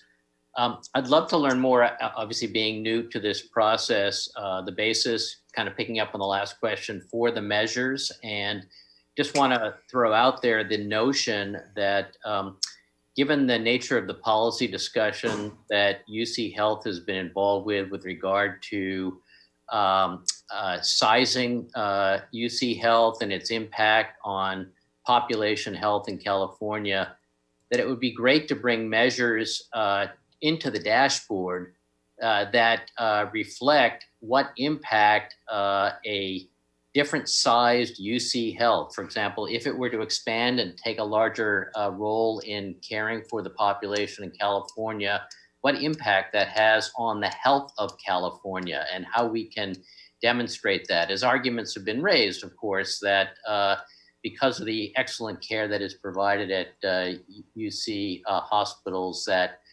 expansion could potentially have an impact on population health. So it'd be wonderful to develop metrics around that would guide policy decision making. So love to contribute to that or engage in a discussion around that if you think that's a direction this board might go. Thank you. Thank you very much, Dr. Bindman, and we have had those conversations about population health looking at California and also within our own patient population looking at health disparities. So thank you. Thank you very much. Thank you. Chair Perez. Thanks. I just wanted to reinforce Dr. Bindman's point and Dr. Byington's reaction to it. I think it really does change the conversation we have with other people in the state as well, as we start projecting out the impact that we could have upon expansion. I think it fundamentally creates a different space for conversation. I think it's a good thing to continue to explore. Thank you. President Drake? Yes, just a couple of comments. Appreciate all that. Also nice to see Andy Bindman. I think I knew your son, but nice to see you. Just a comment about this also, when we look at quality dashboard, which I think is an important and appropriate thing and will be great for the board members. I have some interesting sort of experience on other boards where I'm not much of a subject area expert. And what works nicely about dashboards is that you can follow things over time and get to learn about them and then look at trends. And so it's a very good way to put a lot of information into a relatively short space and then watch the impact of the organization on those aspects of the enterprise that you wish to influence, and good things like, so that's a good thing to do. One thing that I think would be very important and interesting to look at also is when we talk about and we're talking about this with PBMs and other things, when we look at the experience of our various patient populations, like our employees, it's always fascinating to me to see what it is that causes people to choose a one or another place to get their care. And what I would have always expected would be the case is that the quality of care would be the most important thing for those decisions. When it comes to your health, you'd want that to be more important. So that tends not to be what drives people so often. I would think then, gosh, cost would drive them, and there's circumstances under which cost is a major driver, but then there's circumstances under which cost has little or no measurable effect. And then I find look at convenience. And then there are times when, gosh, convenience really is an important driver, although there are times when people will drive, and we've all seen this in our practice, will drive 100 miles past 100 places to come for care. So all of these things where you would think that cost or quality or convenience ought to be the driver, they're not necessarily. And so a balance between those that we could find, and actually as we're looking to get a larger fraction of our own employees as patients, looking at all of those things together, I think would be very important.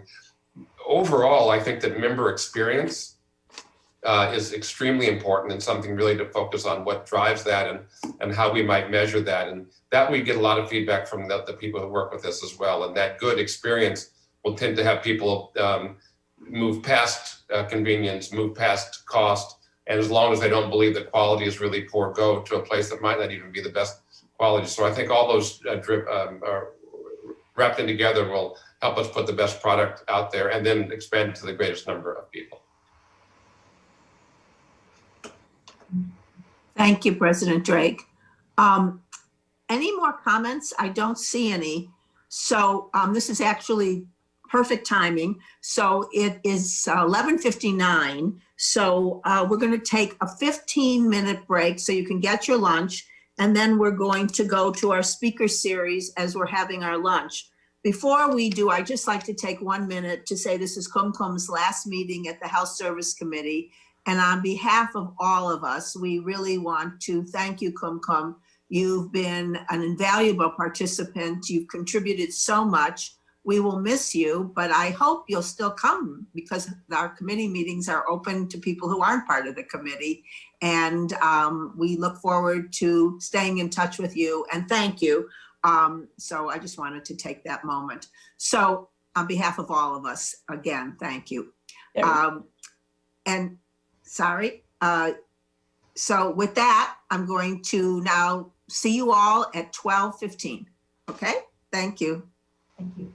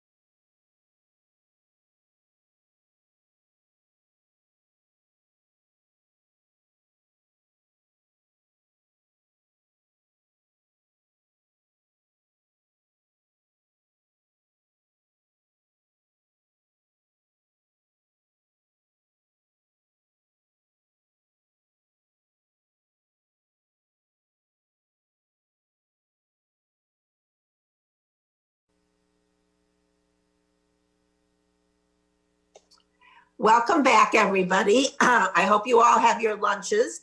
And now we're going to do what we have initiated, which is our speaker series, which is always so interesting. And so I'm going to turn it back over to Vice President Byington to introduce this series, and it's on the aging population and what we're doing at UC Irvine.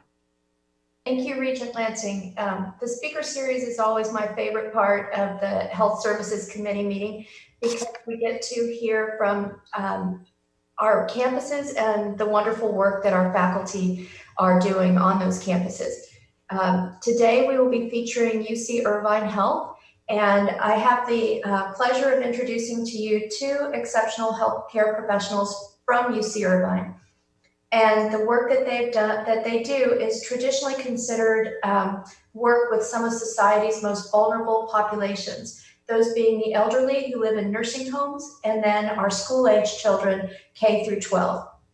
Our first presenter is Dr. Susan Huang. She's a professor of infectious diseases and the medical director of epidemiology and infection prevention at UC Irvine. She will brief the committee on her experiences during COVID-19 through grant work that she has performed at nursing homes across Orange County. Our second presenter is Dr. Dan Cooper, who is the Associate Vice Chancellor for Clinical and Translational Science at UC Irvine and the former chair of pediatrics. He also leads the BRAID consortium of CTSAs across the system, and he will brief the committee on his experiences during COVID-19 while working towards the safe reopening of K through 12 schools. So, Dr. Huang, we're ready when you are. It's a great pleasure to be here with you today. I'm thinking we're waiting for the slides to show. Is that right? There we are. They're coming up. Terrific. So great pleasure to be with you today to tell you about the Orange County Nursing Home COVID Prevention Team activities. Next slide. As many of you know, nursing home residents are some of the most vulnerable patients for severe COVID-19 hospitalizations and deaths. This is largely due to their very old age as well as serious chronic illnesses. There are over 1.4 million residents in the nation today across 15,000 nursing homes. And even to date, we've had 190,000 nursing home death cases and 48,000 nursing home deaths for a case fatality rate around 26 to 28%. Next slide. And we know that right now in this COVID time, we don't allow residents to go out into the community and we don't allow visitors to come to see them. And so staff members are really the main source of importing COVID into the nursing home. And this is really important because it means that we need to keep our staff safe in order to keep the residents safe. But there are a number of complexities that affect staff in nursing homes. There are very few nurses, and the vast majority of them are certified nursing assistants that have a high school degree, housekeepers, kitchen support. They have quite a bit of social and economic disadvantage that causes many of them to work multiple jobs. They are almost uniformly underinsured, and they have very few sick days that are paid. And because of that, they commonly work ill, even prior to COVID, and they absolutely will not speak up about symptoms because they don't want to be sent home without pay. Next slide. In April of this year, we received two back-to-back urgent calls completely unrelated to one another. One was from the Orange County Public Health Agency, and the other one was from CalOptima, which is the Medicaid insurer in Orange County. And both of them were requesting a proposal for COVID prevention in nursing homes. They absolutely had a COVID outbreak response team, but they didn't have anything that would actually prevent. And it's always far better to prevent than it is to react. Orange County nursing home cases were clearly climbing at that time, and there was great fear that there would be something very similar to the front page news from Washington State of a large number of residents who became sick with COVID-19 with a very large case fatality rate. Next slide. Sorry. Hold on. So why call us? We are a hospital-based group. Why would they call us? It's really because we've had 12 years of nursing home prevention studies to reduce antibiotic-resistant bacteria in nursing homes. And we have shown that nursing home residents have 65% of them have a multi-drug resistant organism on their body. And it's because of the work that we've done that enabled us to really be connected quite closely to Orange County Public Health. And then the backstory on CalOptima, how they picked up the phone to call us, is really about a project that was recently done called Orange County Shield. And I'll tell you just a little bit about that because I think it'll give you some understanding about some of the prior work that we've done and also why CalOptima would reach out to us. So Orange County Shield was a 17 nursing home project. It was very simple. It swapped out typical bathing soap for antiseptic bathing soap. And it also added a nose antiseptic that was iodine-based to try to get rid of common antibiotic-resistant bacteria in nursing homes. And because of this project, when we did the wrap-up meeting, many of the nursing homes had actually reached out to CalOptima to have CalOptima join us. And when they heard that we had seen about a 30% reduction in the amount of multi-drug resistant bacteria on the skin of nursing home residents, and could translate that to about a 15 to 20% reduction county-wide, meaning these are contagious organisms, and if you can reduce it for some, you can, in fact, reduce it for all. They decided to look at their own data. So you go to the next slide. So this is CalOptima data. They said, wow, if it's really that good, we should see it. We should see it in our own insurer data. So they looked at the nursing homes before Shield began, and they really showed that it was pretty simple and similar for hospitalizations due to infection. And after Shield, they could see a 44% decrease in hospitalization rates due to infection in the Shield nursing home alone. So seeing a pretty big and dramatic reduction. And this translated to a lot of cost savings for them. Next slide. So this drop in hospitalization led to a 53% decrease in Medicaid expenditures due to infection in their members. And for that reason, they were very, very wedded to actually continuing this project long after the CDC funding had disappeared. Next slide.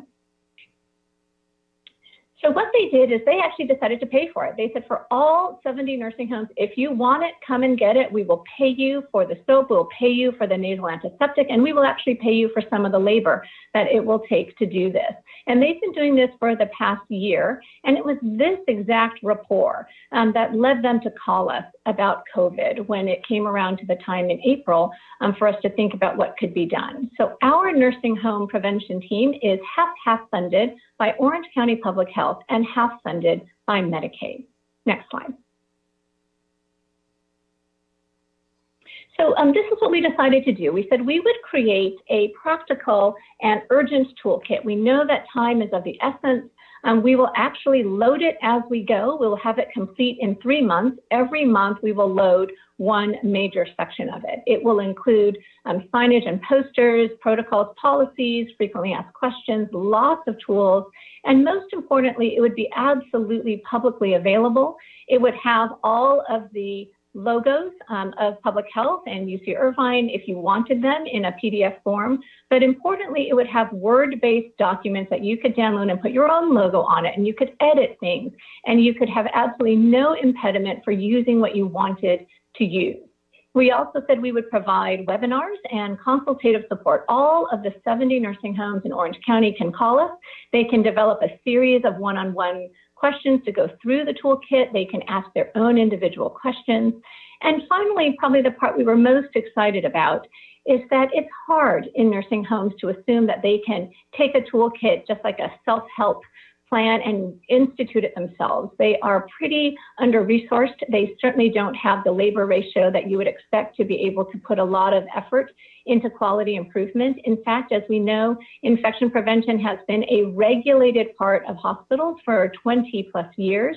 And the very first year that it is regulated is this year for nursing homes. So they are about 20 years behind in regulation for protection. And so we really knew that they would need help. And we knew that they would need help as close to as fast as we could get it before the second wave occurred. We do anticipate a second wave. We know that schools are going to reopen. We know that the economy needs to reopen. And we know that the temperature and the humidity will drop in the fall. And that has been a major associated enhancement to spread for other coronaviruses. So we wanted to make sure that we could take 12 nursing homes from start to finish and really give them deep enhanced training. This was first come, first served. And we really looked to them and told them that this was not a no work freebie. This really was going to take time and energy from their education leads as well as their administrative leads to really make sure that there was a good feedback loop to get better and better, safer and safer before the next wave. Next slide. So this is us. It's at ucihealth.org/stopcovid. This is completely live, 2/3 of it. And it's really divided into 3 major sections. The first section is all about nursing home coworkers or staff. And we did this because it is very, very hard to take care of someone else when you are terrified yourself. And it's really important for us to first start with how the worker feels, how the worker can feel safe, how do they understand what COVID-19 does, how does it spread, and what are we doing to protect them. The second phase of the toolkit is all about how do you safely care for others, and that is all about the personal protective equipment, who, what, where, when, why, how do we really make sure that we train them about all the things that are the common mistakes for putting it on or taking it off. And the third part, which will launch at the very end of this month, is all about cleaning. How do you do it? How do you do it better? How do you do it safely? How do you really have a feedback loop to get better and better over time? Next slide. This is some of the examples that you'll find if you go to that website. There are policies. There are a lot of frequently asked questions. How do I know I have COVID? How do I keep my family safe if I have COVID? How do I make sure I don't transmit it to others? What simple logs can I use? So simple 14-day symptom checks if they really need to use them. And some things that are helpful that are more fun, things that are more caricatures of how do you wear a mask, something that makes them feel warm and protected and not necessarily so dogmatic. Next slide. We shared our health alerts. We had built this actually for UC Irvine Health and then modified it to be a service of UCI Health. And you can see that it just shows them all the variable symptoms that we know well, but they still often may not fully understand that these could be COVID-like symptoms, especially in their mildest form. This is put up and free, and we give it to them. Think of it as a cling or a strong Post-it, so it doesn't damage any of their walls, but it can go up in many, many places throughout the healthcare facility, and we provide this to all 70 nursing homes. If they would like to use it, they get it for free for posting.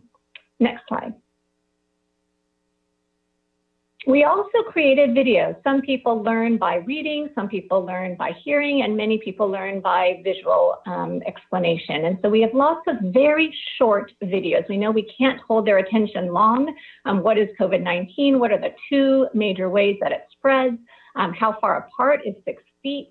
Do you know the 6 surfaces of the hands that you really do need to keep clean? What are all the do's and the don'ts, all about personal protective equipment? Next slide. And we really have learned many, many times in many ways, both in hospitals and in nursing homes, that the most dangerous part of the day is actually not caring for a COVID positive patient or resident. The most dangerous part of the day is taking off your mask to eat and feeling tired and wanting some downtime and sitting with your friends much, much closer than 6 feet. You have no mask, you have no social distance, and it is very, very hard to tell your friends to back away.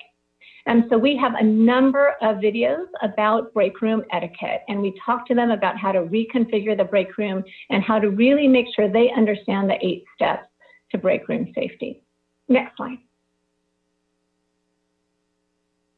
So this is just some examples about the many different things. Again, they're really 1 to 2 minutes. I think our longest one might be 3 minutes. Really, really quick, easy to play on a screen for people during a huddle time. Next slide. So what do we do when we go out? So for the 12 nursing homes that get a lot more of our attention, we go out and we actually insist that they allow us to talk shift to shift, staff to staff. We have big 6-foot distance training sessions, and we talk to them about these things. The first one is all about them. How do they stay safe? The second one is how do you care for others? And again, the last one, just mirroring our webinar series, our toolkit series, is how do you clean? Next slide. So this is just an example. We're going through each of the 12 and highly, highly attended. In fact, we insist we cross times for shift work. So there's a morning and afternoon and then a night shift that does it. And we really do insist that we try to get to all of them so that it's fair. And they do bring people on weekend staff to come and make sure that they hear us speak. Next slide.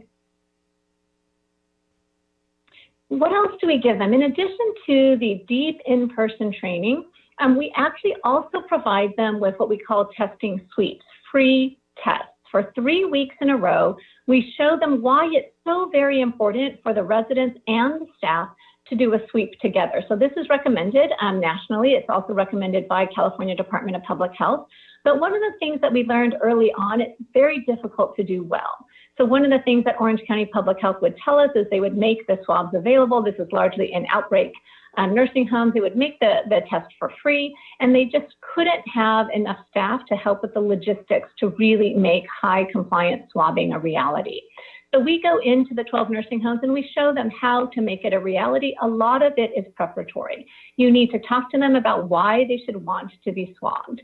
And the staff need to understand that, one, when you are infected, you really should go rest. You shouldn't be working yourself in 3 different jobs. You should be resting, eating, sleeping, really taking care of yourself. We give them information on how to care for family, how you can do that safely. And finally, we really help them to understand that we are cheering for them, that their nursing home coworkers are cheering for them, and they will celebrate with them when they return, because the stigma for COVID is high. We have been able to be highly successful. You can see that our ability to swab residents, we don't touch the residents, we just come alongside. We provide everything, the labels, we look at the documentation, we make sure the lists are complete. And a lot of the residents are combative. They're fearful. There's a number of issues why they actually will refuse to be swabbed, which is their right. But we find that with just a certain amount of approachability, you can actually get very, very high willingness to be swabbed. You can see that we're clocking around the high 90s for both residents and for staff. And this becomes really important to really feel like you're all in it together. Next slide. The other thing that we provide them, again, just to the 12, is we provide them with high quality video cameras. This is not for the residents, this is for the staff. And we tell them, and again, the ability to sell this is really, really important. We tell them it is all about staff member safety. We are not listening, we're only watching in a random amount of time. And all we are looking for is whether or not they are safe. Can they wear a mask? Are they wearing a mask? Are they touching their face without cleaning their hands? Are they cleaning their hands to a degree that would be appropriate? All the different surfaces, or long enough when you're under soap and water. And what's been really remarkable is that we have to go and prime the pump, as you can imagine. We tell them first, they're all aware before these cameras go up, and we tell them what we're going to do and that we're going to feed back video montages. We're going to give them little clips so they can see the people who do it right and the people who need some help and what the overall tenor of their nursing home is, so that week on week they can get better and better. And the goal, again, being maximally safe by the time the second wave comes in. I wish I could show you the video that we just took of them actually oohing and awing at watching the video. We had them safely separated in the activities room, 6 feet apart, and you could just see their reaction. They were laughing, they were enthusiastic, and the best ones are the leaders who will actually take an iPad and show people when they have been found to have a mistake, and really show them how they can see that this is helpful and they can make a difference and they can accept feedback graciously. So these types of things have been really helpful. It's been able to allow us to watch the night staff as much as the weekend staff, as much as the day staff, which is very, very otherwise difficult to do when you have to watch in person. Next slide. And finally, the last thing that we are providing are UV markers. These are invisible markers that are only seen under black light. This is what we do, and we've done numerous studies on this, but it actually helps for feedback on cleaning. So you can actually show the housekeepers that actually they went through, they thought they cleaned it all, but guess what? They actually didn't remove the marker. This marker is not set up to trick them. It is very easily removed with a saturated cloth or with some elbow grease. And it's really important for them to see that with the black light marker, they can see when it has not been removed. We put them on high touch objects. We are not trying to trick them. We're not marking the floor. We're not marking under tables. These are very overt objects that should be cleaned. The daily removal rate in our prior projects is 6% in nursing homes. That is 96% not properly cleaned. And in fact, it is only 22% removal after 7 days. When you're given 7 opportunities to really remove those marks, it is really, really low. So one of the things that we know is that cleaning is not great in nursing homes, and there's a lot of room for improvement. Next slide. So with all of those things in summary, there's a real hope for our prevention team that we would improve the general knowledge in all nursing homes for urgent prevention through our toolkits, our webinars, and our consultant hours. We definitely want to assess the value of these intensive training sites, whether or not it's received well, whether or not we can show in things that are being measured that they get better and better over time. And most importantly, at the end, we would love to show that we can actually reduce the size of the clusters and the frequency of the clusters that occur for COVID-19. Next slide, and thank you very much. Susan, thank you so much for that presentation. And we're going to hold on questions until we hear from Dr. Cooper, and then there'll be a time for questions. So thank you. Dr. Dan Cooper, if you're ready, you're up next. I'm ready, thank you.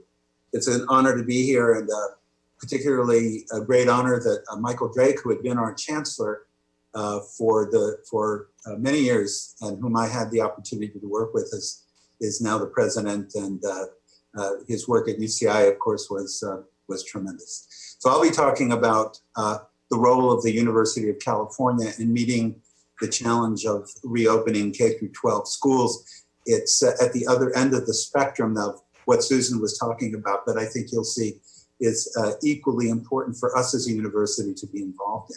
Next slide, please. So I'm going to begin by describing a couple of the schools that are involved. Next. And I wanted to show you something that appeared on the Instagram page of one of the schools that we're working with in Santa Ana. Many of you may know that Santa Ana is an area in Orange County where we've experienced a surge. It's a high predominant of a Latino population and is predominantly lower socioeconomic. And here is from Super Scholar Ruben at the beginning of the pandemic, and he writes, "Hello to all my Madison School friends. I hope you are doing well. I miss you all. Hope we see each other soon, and stay safe." So it's a tale of 4 small schools, which are wonderful. Next slide. And a great big university, which is us. I show this because, as I'm sure everyone here recognizes, the footprint of the University of California is across the whole state, and it ranges in activities from natural reserve sites to K-12 student services. Next slide. So this is a quote that I found, which reads, "The healthy reopening of schools is the most complex, biologically mysterious, economically profound, and unfortunately, politically charged health issue that I've ever encountered since graduating from medical school 46 years ago." This was my quote. It actually appeared in the New York Times a number of weeks ago. Next. It's hard to believe that that's me next, graduating from UC San Francisco in 1974. That's how we used to look in those days. And I don't want to give too much away, but Michael Drake graduated the next year from UC San Francisco. Next. So what I'd like to emphasize is, why should our university care about this? And the first point is something that I didn't include there, but I hope is clear to everyone, that fortunately what we are seeing, and I think that the evidence is really clear, is that children tend to have a much milder symptomatic, if symptoms at all, from this disease. And that's the good news. And the good news is that as we look at the hospitalizations, yes, there are children who become very sick. And there are, specific scenarios, kids with immunocompromised, kids who are obese, where the manifestation of this disease can be worse. But in general, fortunately, children are not becoming as sick as older adults are. First point is that there is mounting evidence that school closures adversely has affected health and learning of children and adolescents. And I think this is very clear. Next. And here are the key questions that we really want to answer. Will children and or adolescents become infected and sick as they reaggregate in schools? So the assumptions that we have to deal with when we consider reopening the schools, the first assumption is that by bringing the kids back together, we may ignite disease and untoward consequences in school-aged kids. Next. And what is the risk for school personnel? Clearly, if teachers and staff at schools become sick because they're getting infected from this perhaps reservoir of asymptomatic children, then the schools can't stay open either. Next. Can K through 12 students spark outbreaks throughout the neighboring communities? And this is one of the questions that has, of course, determined whether or not we should open schools. And we don't know the answer to these questions yet. Next. And how do factors such as socioeconomics, race and ethnicity, and special needs of our students, kids with, for example, Down syndrome or kids with learning disabilities, how will that affect the COVID-19 as the schools reopen? Next. And we do know that, and this is very clear now, that the interrupted learning, the poor nutrition, parents unprepared for distance and home schooling, social isolation, these are among the consequences that we are seeing that have resulted from the truly global and in the United States virtually universal closure of the schools that occurred at the beginning of the pandemic. Next slide. So let me just tell you about the 4 schools that we are planning on studying, and they really represent the spectrum of the problems that we might see as we try to reopen schools. Next. So one of our schools is a public school in Santa Ana. I mentioned a current surge area, and they've already experienced a case of COVID-19 orphans where unfortunately both parents succumbed to the disease, leaving 3 children as orphans. Next. Here's another one of our schools, is a charter school in Santa Ana. And in many cases, in this case, more than 80% of the students rely on school for food security. When you start to talk to the individual schools and the individual principals, you find a remarkable degree of altruism and truly heroic activity. The principal of one of our schools spent the last 4 months literally going door to door and bringing lunches to kids who had been on these school programs where they would have gotten food at school. Next. A third school that we're focusing on is another charter school in Orange. And this is a school that cares for students with special needs. As I mentioned, autism spectrum disorder or Down syndrome. And our public schools throughout the state are charged with caring for these children. And you can imagine concepts like physical distancing are truly oxymoronic in this population. In these kids, when you say, let's wash your hands every 2 hours, for example, literally the teacher or the teacher's aide is going to have to be with the child. And often that means accompanying the child to the restroom. So what do we prepare for? What kind of PPE do we need so that we protect both the kids and the school staff? And the 4th school next is a private school in Newport Beach. We felt that it was very important to look at the wide-ranging spectrum. And this is a school that has a population of predominantly middle and upper middle class families. This school has been able to prepare for its opening, which will occur actually this week. I think a critical point here is that when I spoke to the school personnel, they've already spent $1 million in preparing to open this week their school. Next slide, please. Well, what can our UC team contribute? Next. Well, our own group, and the reason we got so interested in this is that we've had many years of NIH-funded research on health in schools. The photos that you see to the right of the slide are from Project Healthy, which was the largest NIH-funded study ever to prevent obesity and type 2 diabetes in lower socioeconomic school children. It was a large national study. Next. It was one where we were involved in schools for 3 years. You can see in the lower right-hand corner, we actually turned the gym into a lab.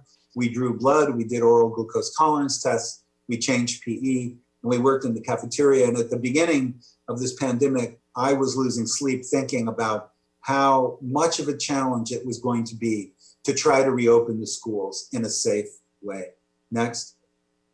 And we were very fortunate because the results of Project Healthy were published in the New England Journal of Medicine a number of years ago.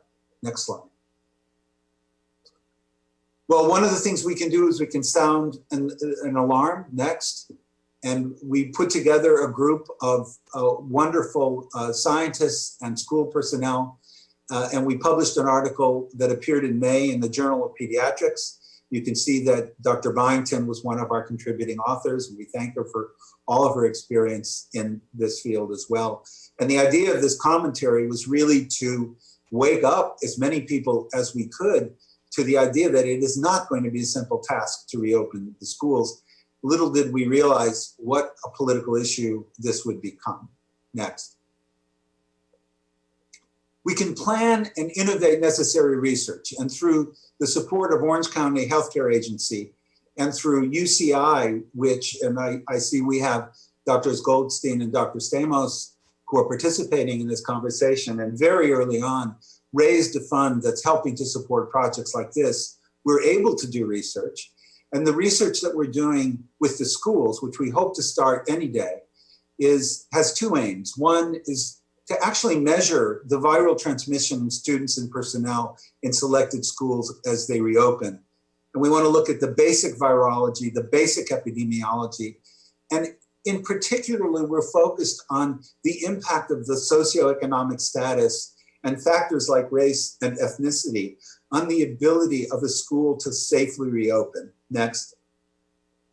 And you can see in this picture that we are very concerned with what I mentioned before, which is why is it that children seem to have a far more mild symptomatology? This is from the American Journal of Physiology, and it outlines potential differences in how the pediatric lung compared to the adult lung is dealing with this virus, and may explain some of these differences. And we hope in our studies to get some of the answers as well. Next slide.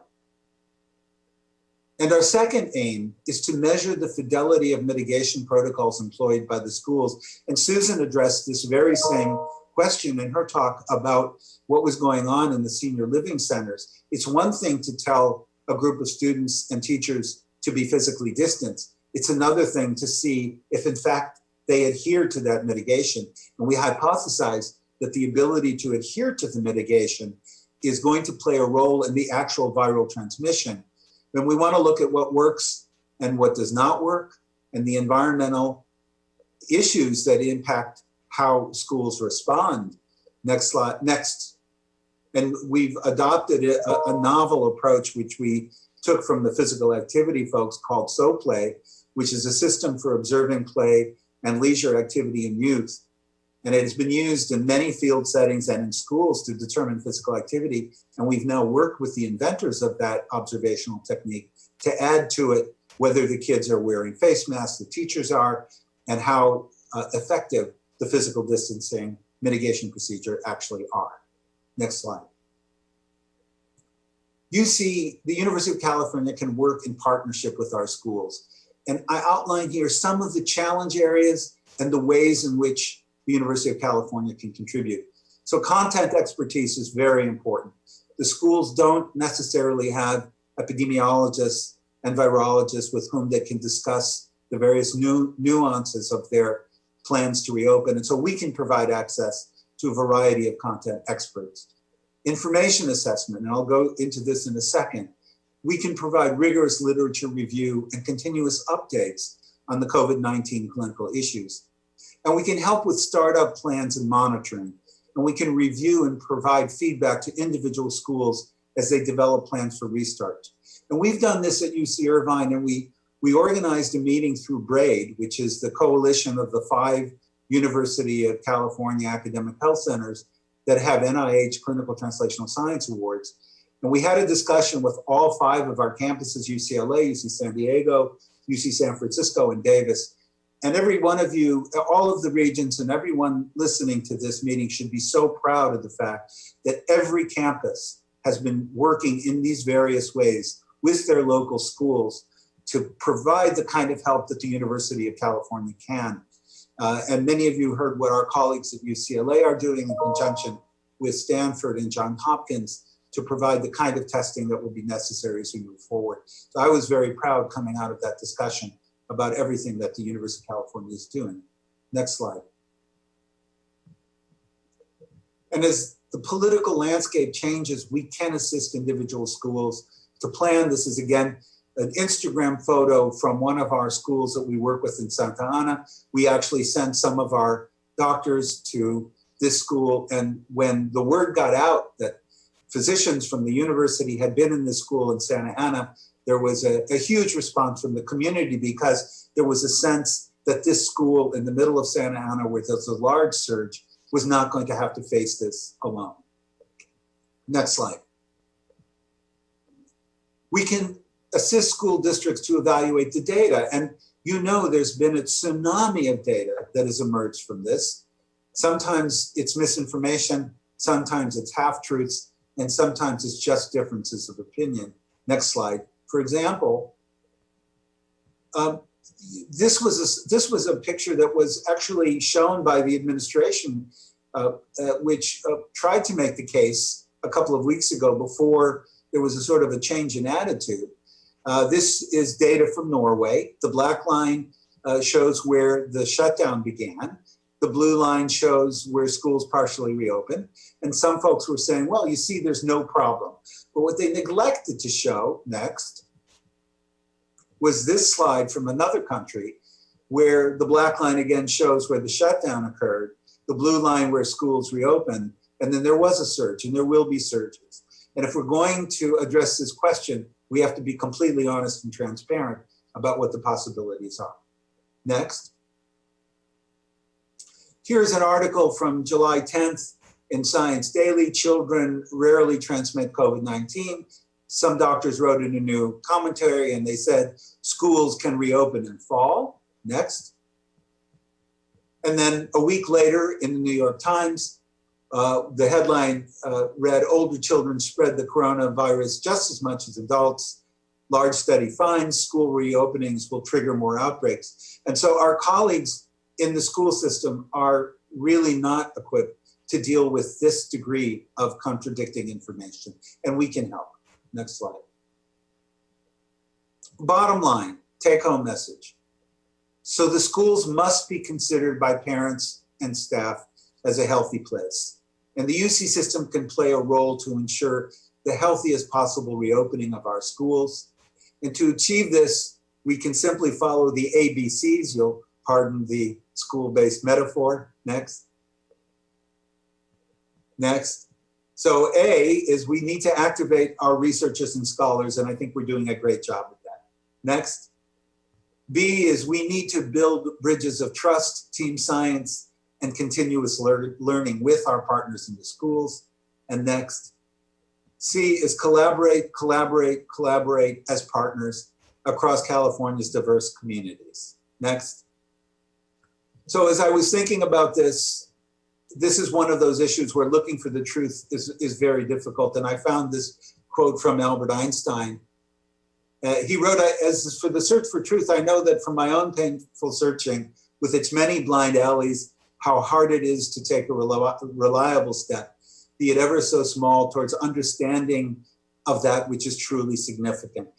And serendipitously, my family had its own reunion, and all of a sudden, one of our family members showed this picture of Albert Einstein as I was looking for a picture to match with this quote. And this was from Tel Aviv in 1921. And the guy on the right, who's poking his head, was a great uncle of mine who was a high school teacher. And I think this was fortuitous because it pointed out to me that as we in the university think about high school students and K through 12 students, they are our future students of the generation to come, and we have a huge role to play. Next. So thank you very much. And obviously, I hope we can answer some of your questions. Thank you so much, Dan. Turn it back maybe to Regent Lansing to guide us through questions if there are questions. Yes, there are several questions. And so I just want to thank you all for an extraordinary report. Can I just ask one minor question? Where did you say was, Susan, where did you say was the greatest chance in the nursing homes of catching COVID? You said it wasn't when they were treating a patient, and I didn't. It's in the break room. During the when break their room, masks okay. come off and Yeah, they're eating yeah, with their friends and they they're don't relaxed. distance. Yes. I thought that's what you said, but I had like, you went out for a second.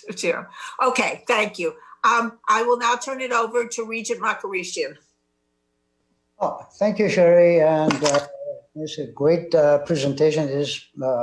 Really appreciate the public service that we are doing. That's part of our mission for that. So I have a couple of questions for the nursing home segment, and then a couple of questions from Dr. Cooper.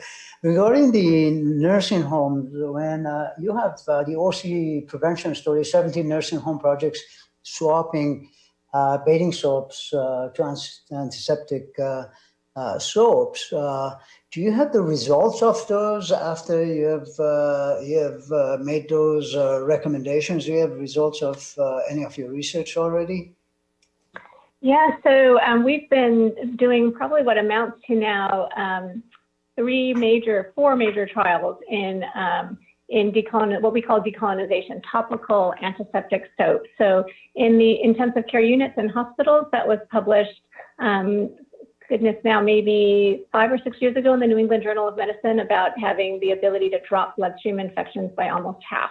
And that's actually why in intensive care units now across the United States, it is the standard soap that's being used for ICU bathing. And then we just published in the Lancet this past year, the one outside of the ICUs, but in the hospitals.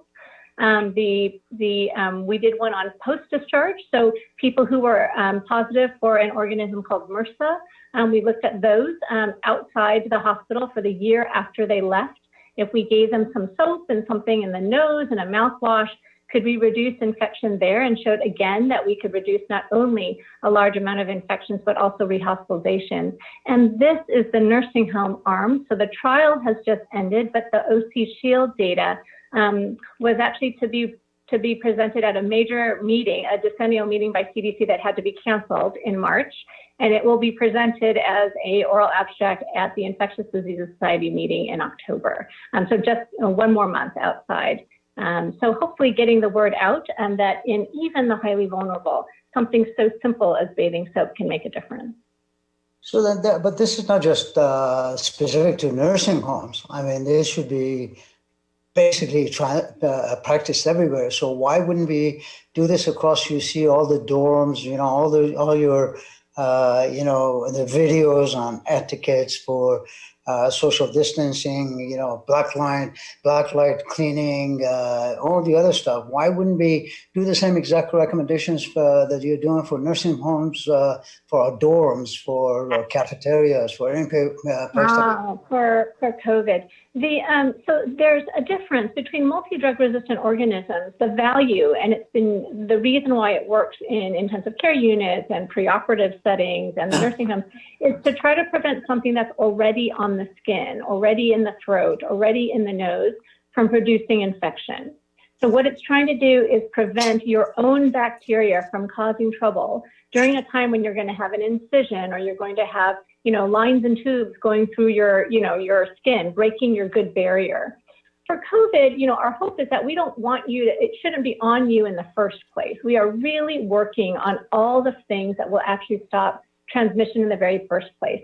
These soaps and the nasal are active against COVID. In fact, there are a number of our nursing homes who have never been as compliant as they have been now with the Shield Orange County project. But of course, the first 10 things we want them to do are all about preventing it from transmitting in the very, very first place. We don't want it on the skin. We don't want it in the throat. We don't want it in the nose. We want you to actually be safe when you interact with individuals. Yeah. Okay. And then, Dr. Cooper, I have a question. Some of the schools have opened up, alternating dates just to deal with the capacity. Do you have any comments regarding that? Well, the question of opening the schools, as you know, is very, very controversial right now. I think there's a couple of things, if we look at the European experience, that we can learn that's relevant to your question. One thing is to try to keep the numbers of students relatively small and keep them in groups. And the reason that this is important is because you don't want the schools to cycle through all opening and all closing and all opening and all closing, because this is profoundly disruptive. So by doing the hybrid model, the public schools, which are more impacted because they tend to have larger classes, can have smaller in-person classes and can help keep the number of students that are in a group with the teacher smaller. So, and by the way, there will be outbreaks. We can't avoid it. The virus is there. This is all about mitigating the danger as much as possible. By doing the hybrid model where it's appropriate, I think we can help control this issue of cycling through all schools opening, all schools closing, all schools opening, which, as I said, would be very, very bad for the kids and for their faculty as well. Okay, and then the other thing is that in your studies or all of the steps that you're taking, it seems to me that it's mostly for mitigating the spread of the virus. Are you looking at the sort of like the psychological, financial, all of the other aspects that would affect the family members, the students, as a whole, as to what that whole effect will be by, or are we just looking to minimize the spread of the virus? So our focus is on the virus, but we are very, very cognizant of these critical issues that you just raised. So for example, in our own UCI, Children's Hospital of Orange County, K through 12 Restart Working Group, we do have behavioralists, and the schools are absolutely crying out for advice. As part of the formal study, we simply didn't have the resources with the excellent support, by the way, that we got from Orange County Healthcare Agency and from UCI to do a formal study of the behavioral issues, but they are absolutely important. We just had a discussion about depression, isolation, suicide, unfortunately, which we're seeing on the rise, and we have to address them. So I'm glad you brought that up. So you are looking at those? Are you interviewing the parents? We are not looking at it as a formal part of our study, but as in so many of the cases, I will now go back and say the regents would like us to do this. so maybe we can generate some support for adding this, because it's very important.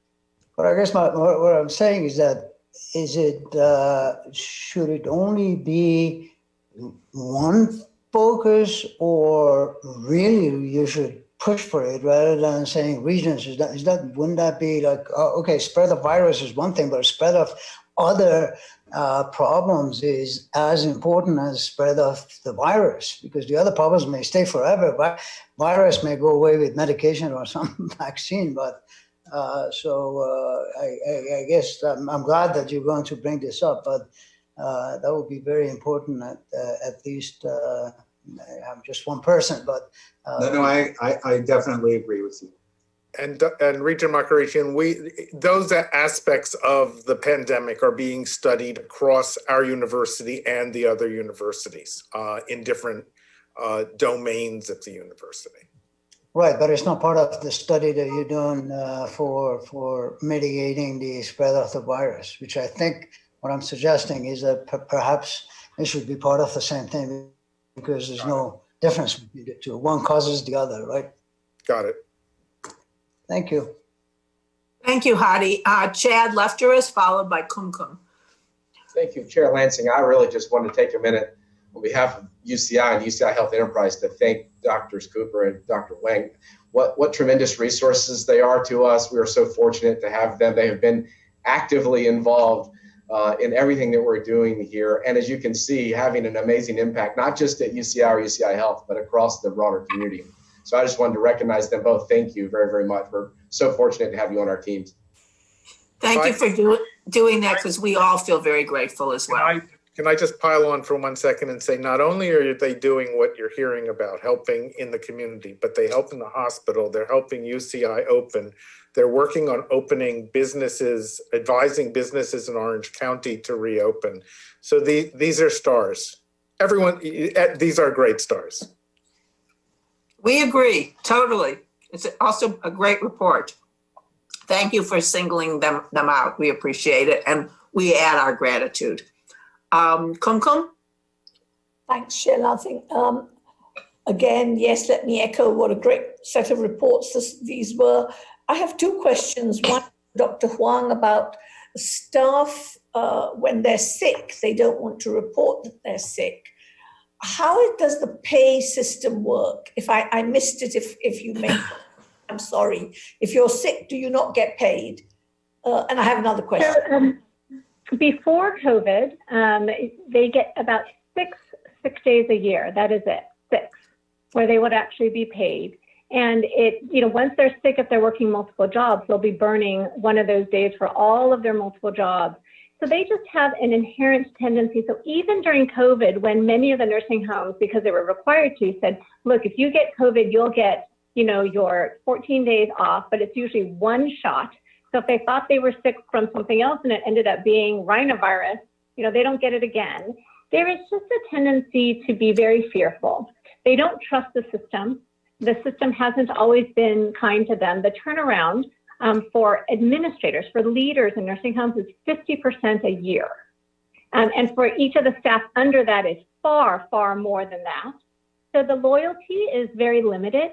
And so regardless of what you tell them, they kind of feel down and out. And it's so important that they hear about the support that they really need, that they believe that it's really there, that someone would actually reimburse them if they really stepped away. And it's the same group where you'll also get people who will take advantage. And so both are very, very troublesome sides of the coin to work through. And in general, the recommendation to screen broadly is largely because of a lack of trust that they'll actually speak up when they're actually contagious. That's an incredibly important point and very disturbing, actually. And how could we work through that confusion or trust or something? How do we make sure that people are paid if they're sick in nursing homes? The best ways that have happened, and you can see it across the Orange County nursing homes, for example, my team has been working with nursing homes for a long time. We can rank the likelihood of outbreaks. And it's not something that's in the quality improvement metrics currently, since infection prevention hasn't been prioritized. But it's a combination of, it's all about rapport. It's about this deep rapport of someone taking the time to talk to them, about having the administrator be stable enough to have been there for years to actually build a strong rapport to tell them. And it's about this media dilemma, about a lot of conflicting information in the media that gets them incredibly scared. So I think there's a real need to have kind of a deep and abiding trust that is only available by a constancy of a team. That can actually help assuage these concerns over time. I really think that sometimes the sudden Band-Aids that we do aren't as effective as long-standing rapport. I think that's the main fix. They need more money. They're understaffed. They're under-reimbursed. It's a tough place to be. Thank you. I always thought that nursing homes made quite a lot of money, but I haven't looked at those figures recently. And I won't ask my other question, Sherry. I'll let others ask and come back if there's time. Okay, Regent Park. Thanks, Chair Lansing. So I'm really pleased to hear about these projects as well. I was really struck by in the nursing home project how much the approach is about supporting the caregivers. And the cultural context, the situational context that you're referring to, Dr. Huang, because it's so important and it's going to make the difference between success and failure. And I was wondering how we can, even though these are two vastly different populations, the nursing home population and the K-12 population, but some of those things seem really valuable to import into the K-12 setting as districts are trying to roll out the schools to really support the, are they caregivers? Are they teachers? They're all these things at this point, right? But they're the ones who are supporting our children. And so, what can we help, I guess, import from, seemingly a very different setting to the K-12 setting to enable success? Well, one of the things that Susan has pointed out so accurately is the break room outbreaks. And I learned that from Susan. And when we talk to the teachers and we talk to the schools, this is a frequent question that comes up because many of the teachers are older and some have comorbidities and they're very anxious.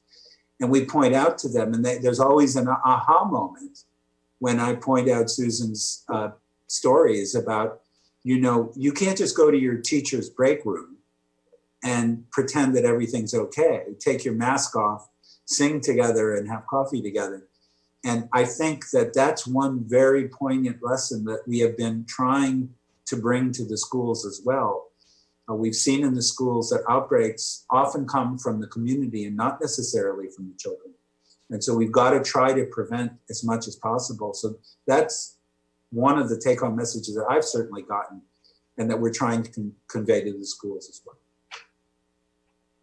I think the UCs can also be a lifeline. In addition to these types of programs that have built rapport over time, there's just a need. It's amazing. We were on our superintendent's meetings and they were saying, oh, it's great to hear from the media that environment doesn't matter, because that was the information of the day. And so unless they have a helpline, a lifeline, I can't tell you how many people will tell us, our team, that they have symptoms that they will not disclose. So I think that we can build kind of community trust. It's really about social capital that allows you to have the ability when Jan goes in and says something that they've already had this background of trust to trust the UC system and especially Dr. Cooper's team themselves.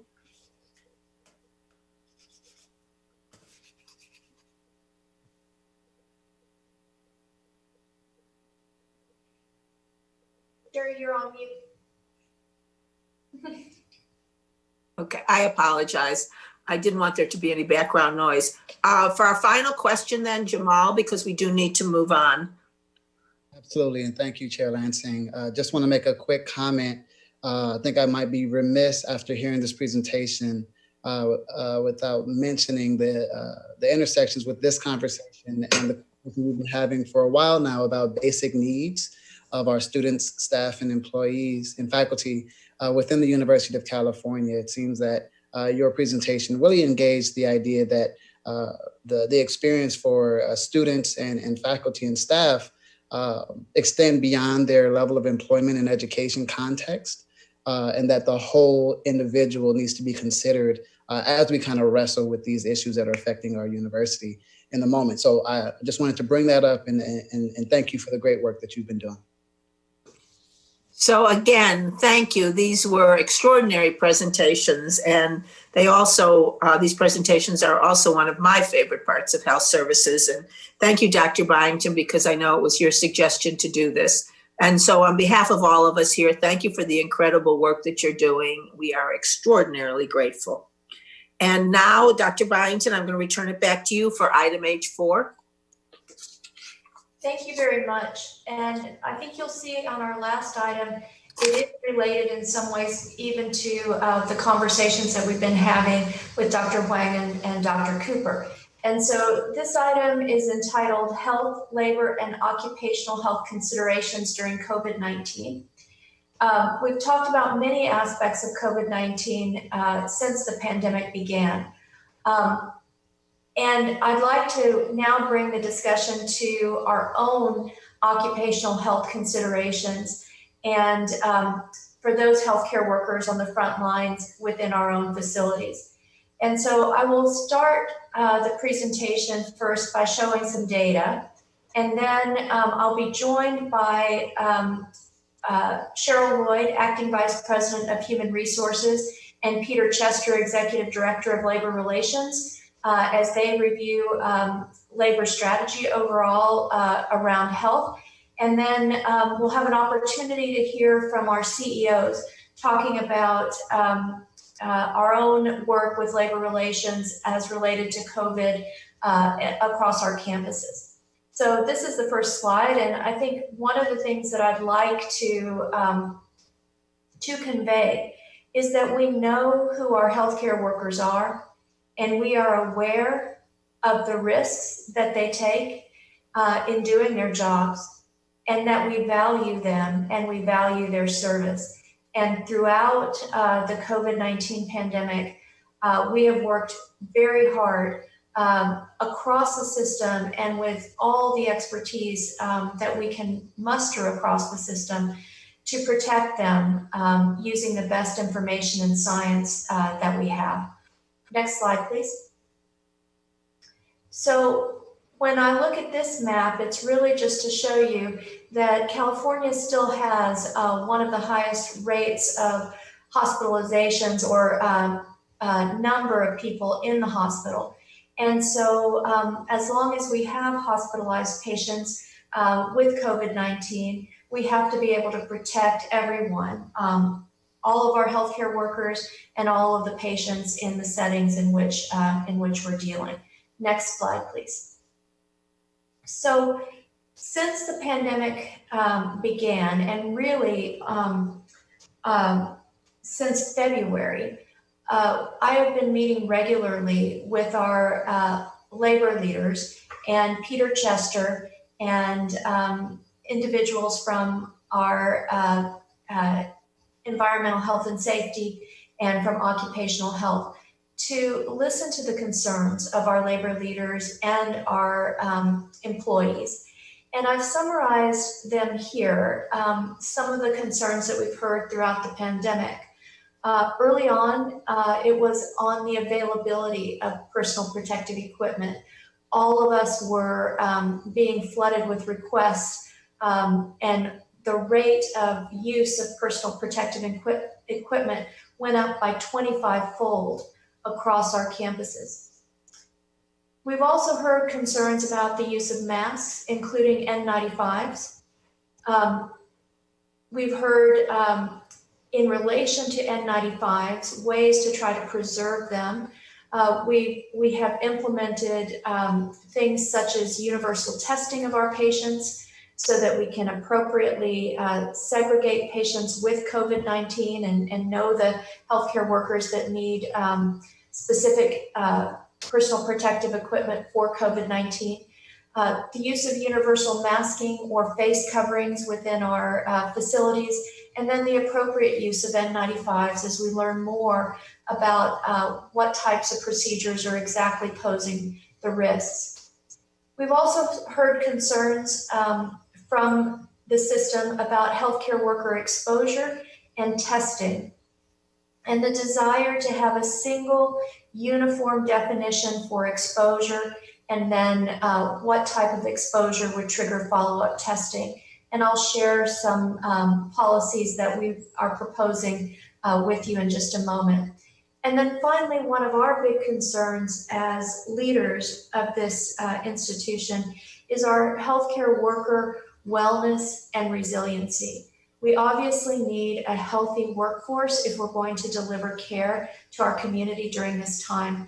And our workers have been at this since January, many without stop, and many with the intense stressors of caring for their own families, dealing with mortality in the hospital at a level that that is not so common, and dealing with the isolation of patients who are dying alone and therefore need their healthcare providers to be that bridge. at that particularly difficult time. All of these things have resulted in such stress across the system. So we often talk about worker wellness and resiliency. Next slide. I want to show you some of the data that we routinely gather across our hospitals. We are very concerned, and we are a data-driven organization. So from the beginning, we have been monitoring each of our campuses, our employees, the number of employees who are tested either by us or by outside organizations. We offer testing to our employees and just tracking those who have tested positive.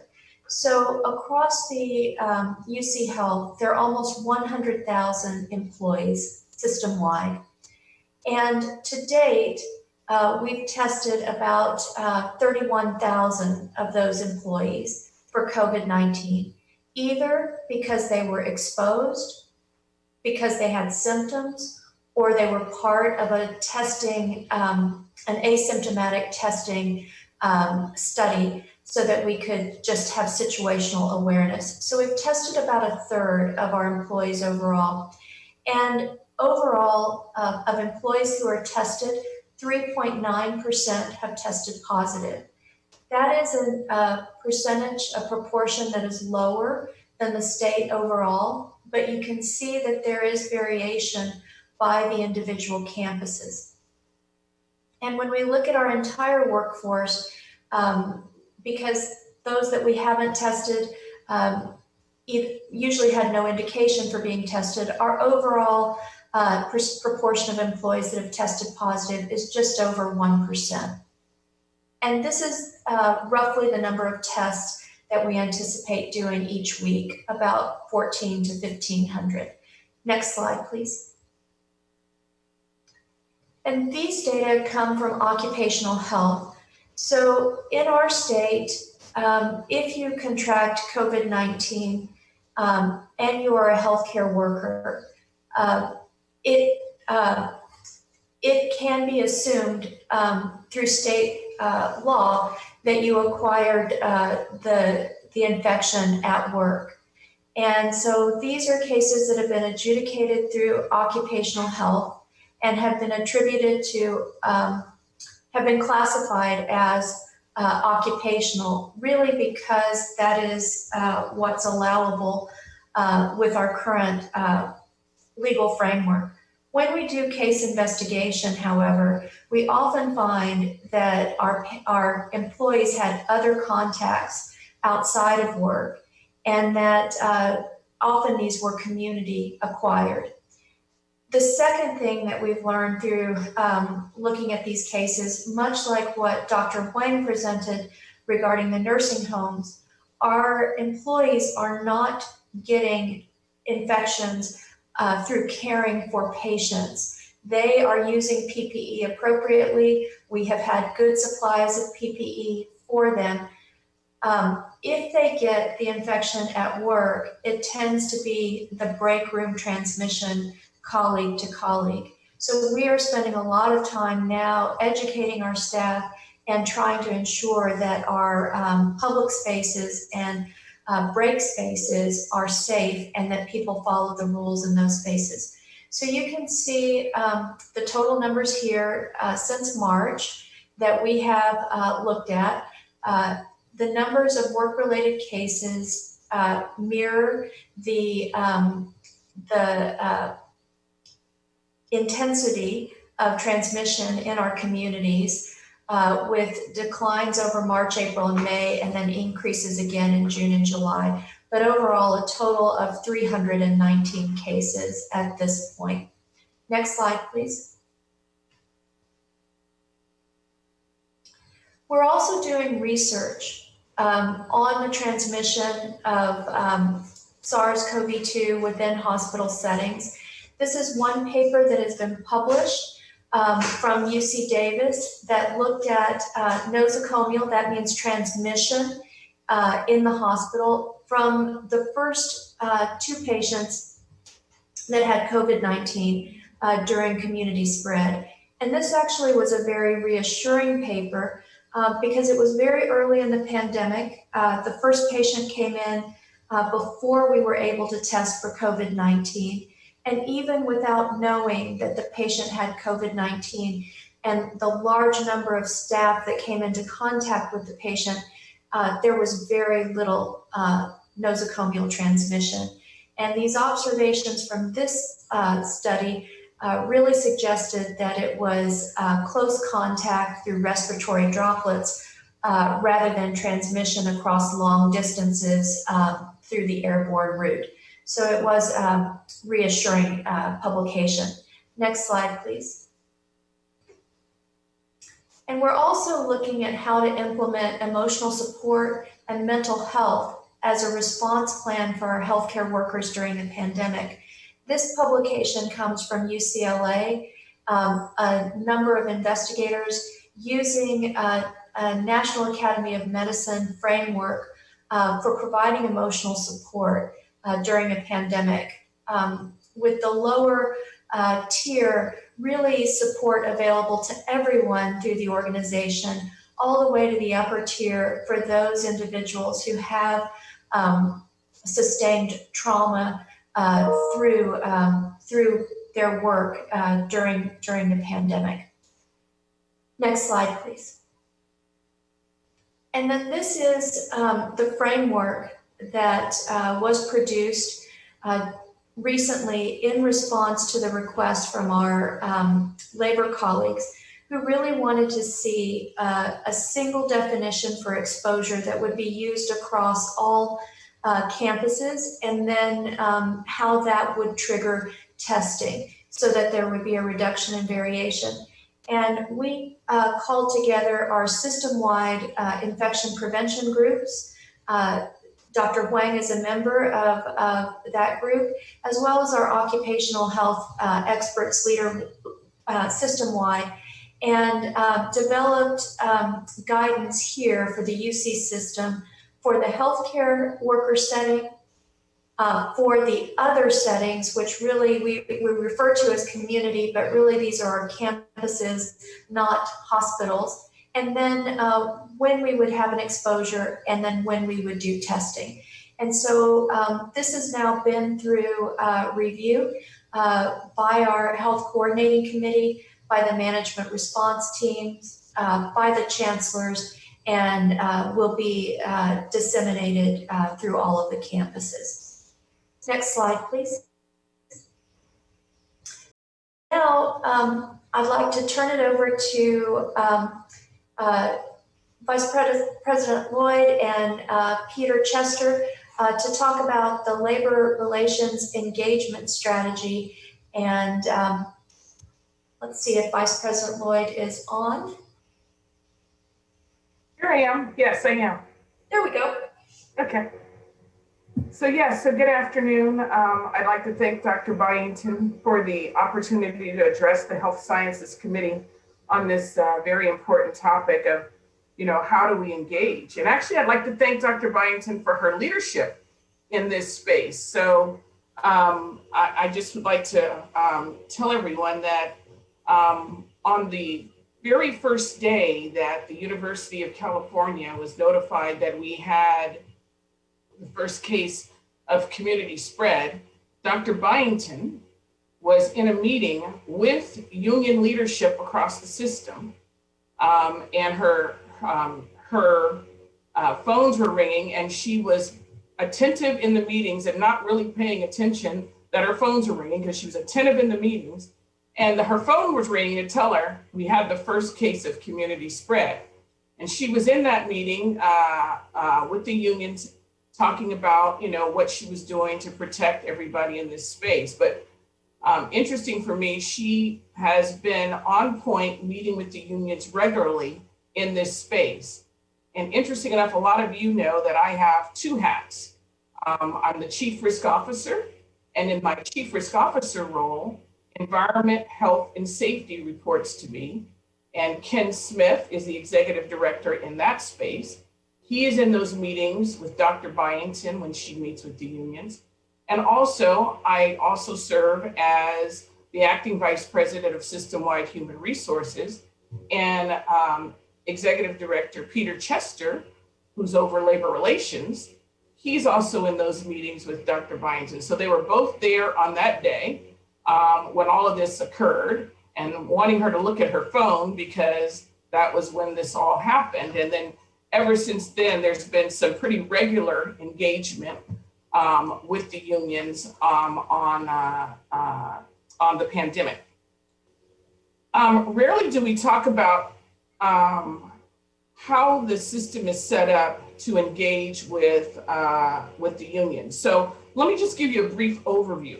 There are 7 system-wide unions representing a very diverse group of employees, ranging from custodians to nurses to graduate student teaching assistants.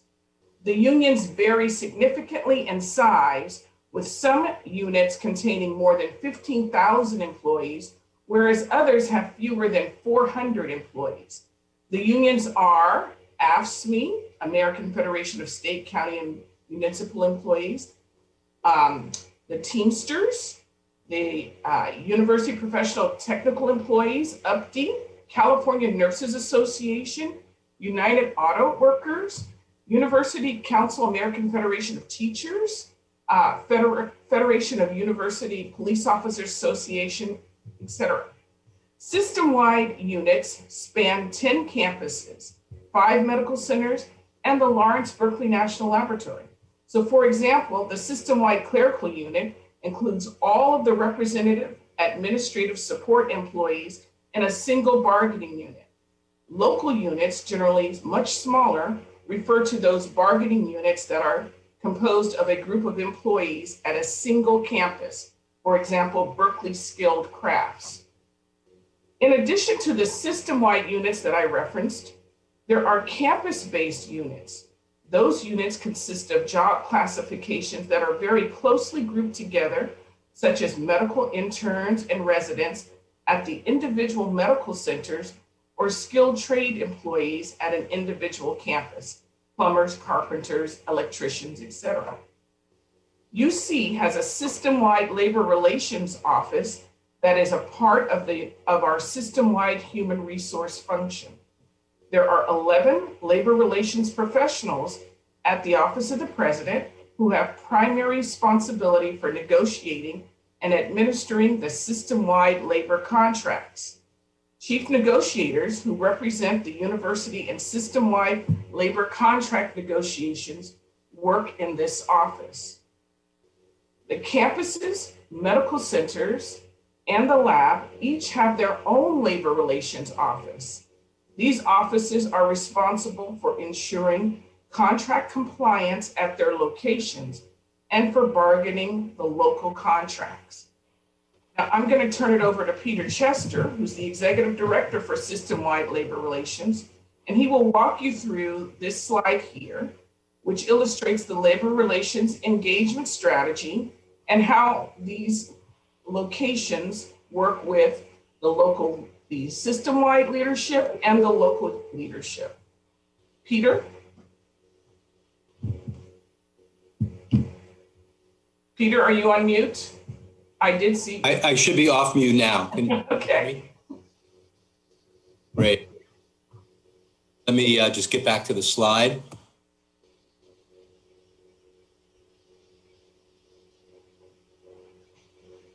For some reason, I can't get to the slide. Bear with me for just a second. Yeah, you should see it on your Zoom screen. Just ask that slide.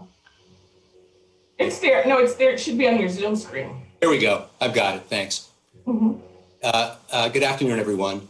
And as Cheryl said, I'd like to talk a little bit about the structure, how we operate within UC, the role of my office, which is OPD Labor Relations.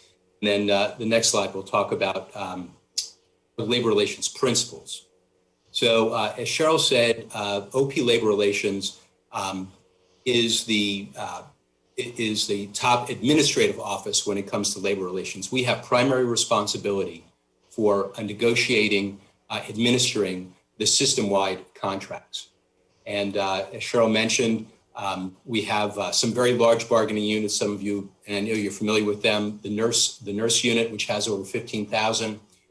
Patient Care Technical, which is also over 15,000. And of course, those two are primarily represented at their employees work at the medical centers. So we work closely with and if you go down vertically from that first box, the OP Labor Relations box, and I'm sorry that it was unintentional that the letters in the OP Labor Relations box are larger than everybody else's, but there you have it. We work very closely in terms of formulating strategy, both within OP, so working with offices like Dr. Byington's compensation, the benefits offices in formulating our strategies.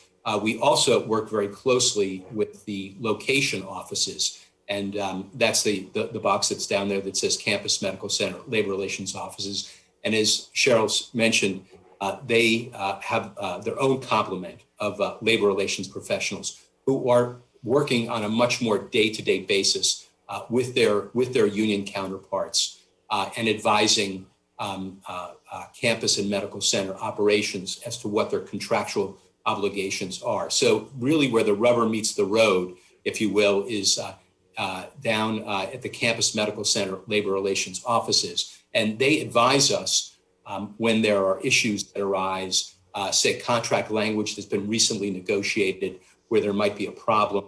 We'll see grievances, we'll discuss grievances with those offices that arise at the locations that then come up to our office and will be considered and will help us in terms of formulating our strategy for subsequent negotiations and hopefully working to resolve them at the local level. So if you go across from the Campus Med Center Labor Relations, you'll see the union analog, which are the local union representatives. And these are the reps who are at the locations. Sometimes we refer to them as stewards, and they are they're visiting operations. They're talking to their employees. They're finding out what their employees find are problematic. They're advising their employees, and they're the ones who typically file the grievances that get processed initially at the local level. We do our best to work closely and collegial with our union colleagues. So back up to the UCOP box, we speak on a fairly regular basis with system-wide union leadership. And some of those discussions we talked about a little earlier in terms of the meetings that Dr. Byington has on a regular basis in the age of COVID-19, where we spend roughly an hour every few weeks, where Dr. Byington gives an update as to how things are progressing within the medical centers and the campuses, and the unions have an opportunity to ask questions and articulate their own concerns. So I think we can move on to the next slide. Okay, now we can talk a little bit about our strategic principles. And the first principle is really the critical one and the most important one, and that is to make sure in managing labor relations that we're always working to facilitate the university mission. So we want to align as much as we can university labor relations with UC's mission. So we're facilitating mission critical objectives. An example of that would be a recent example, and one that we're up to our knees in, soon to be up to our necks in, most likely, the mandatory flu vaccination program. So we consulted with several different offices, including Dr. Byington's, in how the policy was going to be formulated, and now we are rolling that out to the campus community and the unions. So hopefully, at the end of the day, that program will be successful. The unions will cooperate, collaborate with us in ensuring that our workforce, the university community, is as healthy as possible. The next principle is one that should be near and dear to everybody's heart, and that is minimizing disruption to UC operations. So when we're bargaining, when we're administering the contracts, we are always going to do what we can to ensure that we don't have a strike activity, particularly at the medical centers where those strikes ultimately can threaten the health and well-being of the entire state and can be quite expensive. And there's quite a bit of an interrelationship principles to the extent you'll see down a few bullets down where we talk about trying to ensure contract compliance. When we comply with our contracts, when we're fostering good labor relations with the unions, we also minimize strike activity. Treating our represented and non-represented employees equitably. What do we mean by that? So to the extent possible, we want to manage labor relations so that employees are neither advantaged or disadvantaged simply by being unionized. We want to treat all our employees equitably. Not always easy to do when we have strikes that are looming, and we have the university continues to be only a little more than, it's just about 50% unionized. So, and some of our unions are still engaged in organizing activity. And so it's incumbent upon them to demonstrate to employees that there are benefits to being unionized. We want to resolve labor issues as quickly as possible at the lowest possible level.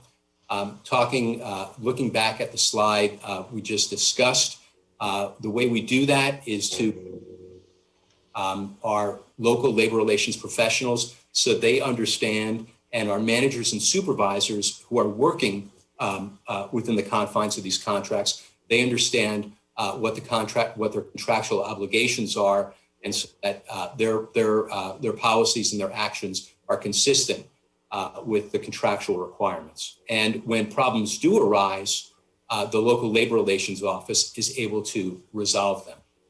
We don't want to the extent possible, we don't want to wait until an issue gets up to my office's level before we address it, because that means it has been simmering for at least a few months.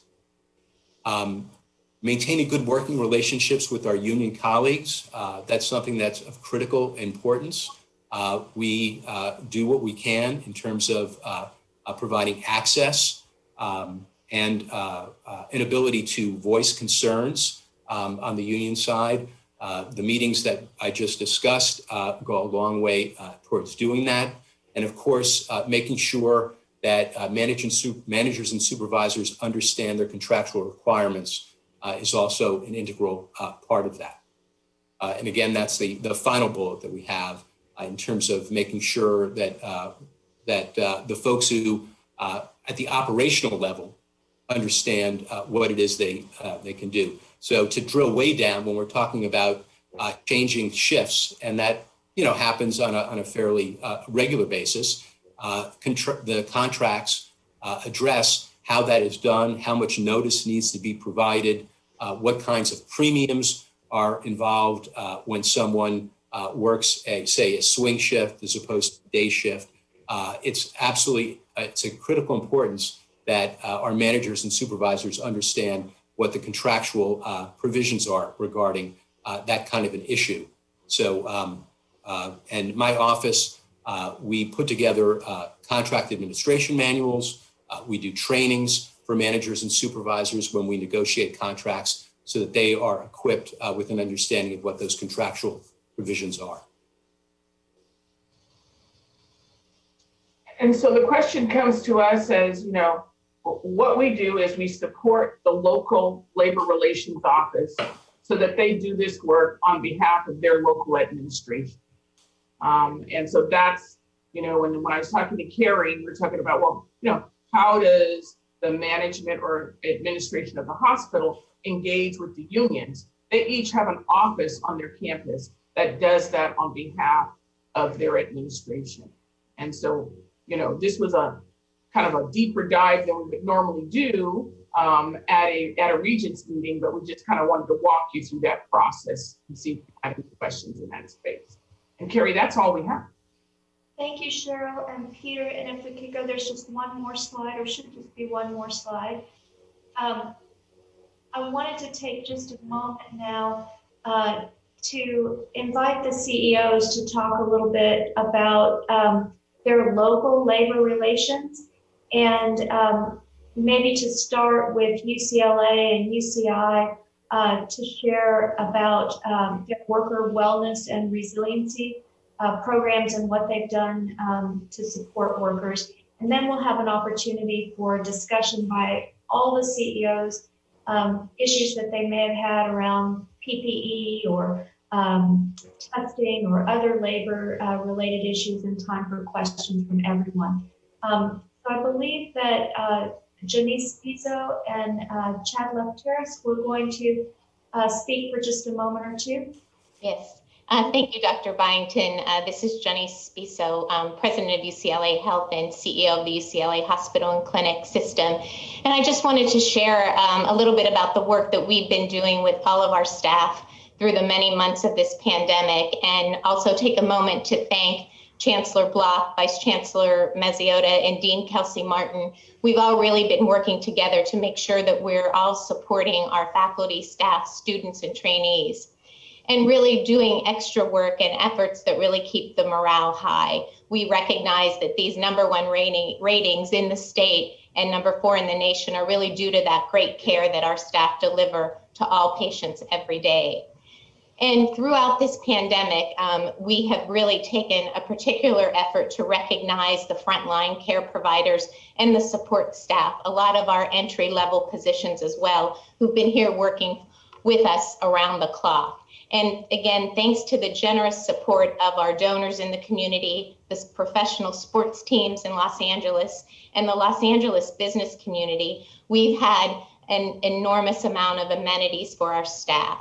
We've provided over 36,000 meals to staff working in our 4 hospitals. 22,000 of those meals came from a local Los Angeles family that started Feed the Frontline and partnered with the Los Angeles restaurants to help keep them in business and also feed our staff nutritious meals. Our partnership with the sports team, the Los Angeles Lakers, provided enormous support to 800 of our lowest paid workers. They partnered with a grocer, and we set up at our warehouse a grocery delivery on Mother's Day weekend, where 800 of the staff received 4 large bags of groceries, a dozen roses for Mother's Day, and gift cards. We also received thousands of other types of products for the staff. We've had coffee makers, coffee, gift cards, gas cards, hand sanitizers, so many things, over 10,000 items donated that we were able to give out during recognition weeks. We also, as the paper that was published mentioned, set up a complete wellness program staffed with resources and counselors that covered the 3 tiers of stress response in individuals. And we also have our own UCLA wellness app, wellness offerings every week, virtual meditation, yoga, fitness, weight management, stress debriefing, music therapy, visits, virtual visits with our pet therapists, webinars, and daily messages that go out to the staff. We were also able to provide support for childcare, temporary lodging support for any healthcare workers that wanted to be staying away from their families if they were working in the COVID units. We also partnered with the local grocers, Whole Foods, and Routes to allow healthcare workers to get early entry to go buy their groceries in the morning before others were allowed in the store. And we set up in our cafeterias mini grocery marts so staff could buy toilet paper, paper towels, fresh fruits and vegetables, bread products, and other supplies without even having to go to the grocery store.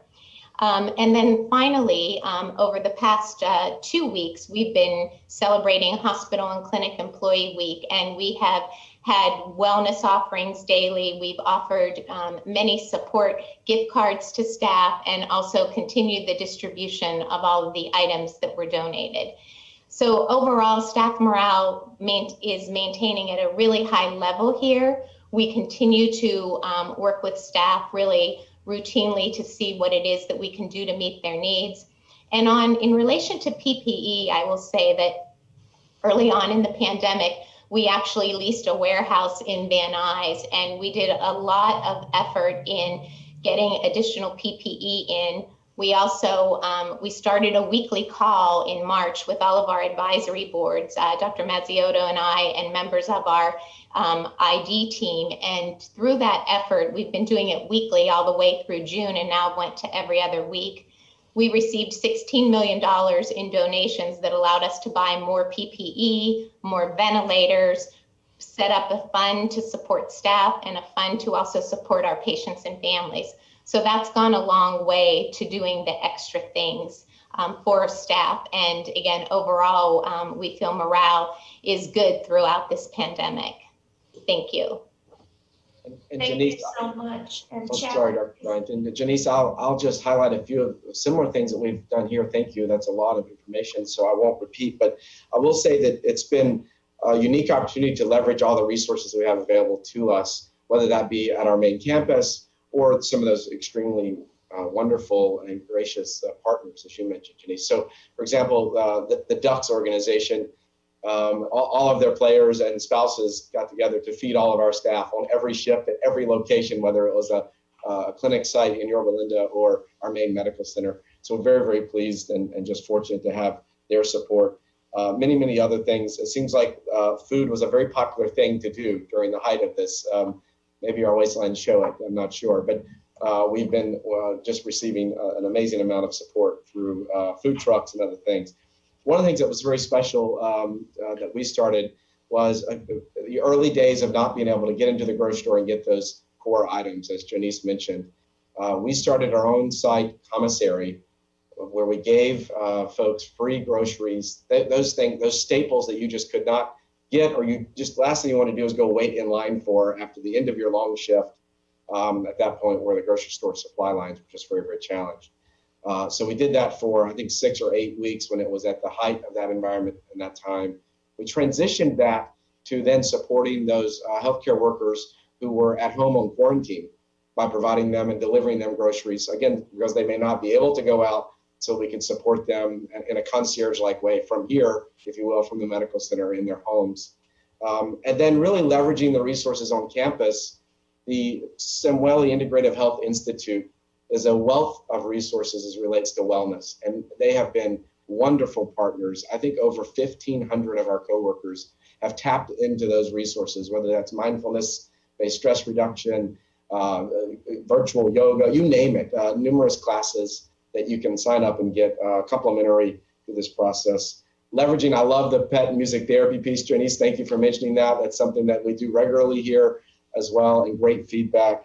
And then even financial well-being. Let's not forget the stressors financially on families. So we've had our Fidelity teammates plugged in as well to help folks with questions. And then finally, leveraging our Department of Psychiatry colleagues for any sort of counseling and other support that may be required. So I'll end there. There's many, many more, but hopefully you can see it's a holistic approach. We've gotten wonderful feedback, and we continue to tweak the website and offering that we have. The final thing that came up was, what about me working remotely from home? I'm now isolated. I'm used to being in a team-like environment. And so we've created a whole separate set of really wellness and resiliency for those teammates who are now remote. That's new for many of them. So I'll stop there, Dr. Byington. thank you so much, Janice and Chad. And to the Regents, we're just really hoping to convey the seriousness with which we take our workforce and the respect that we have for them. And through a number of areas, collecting data, communicating, and then supporting their resilience, we believe this is one of our highest priorities to get through the pandemic. So Regent Lansing, I think if you'd like to open it up for questions, we'd be happy to answer questions.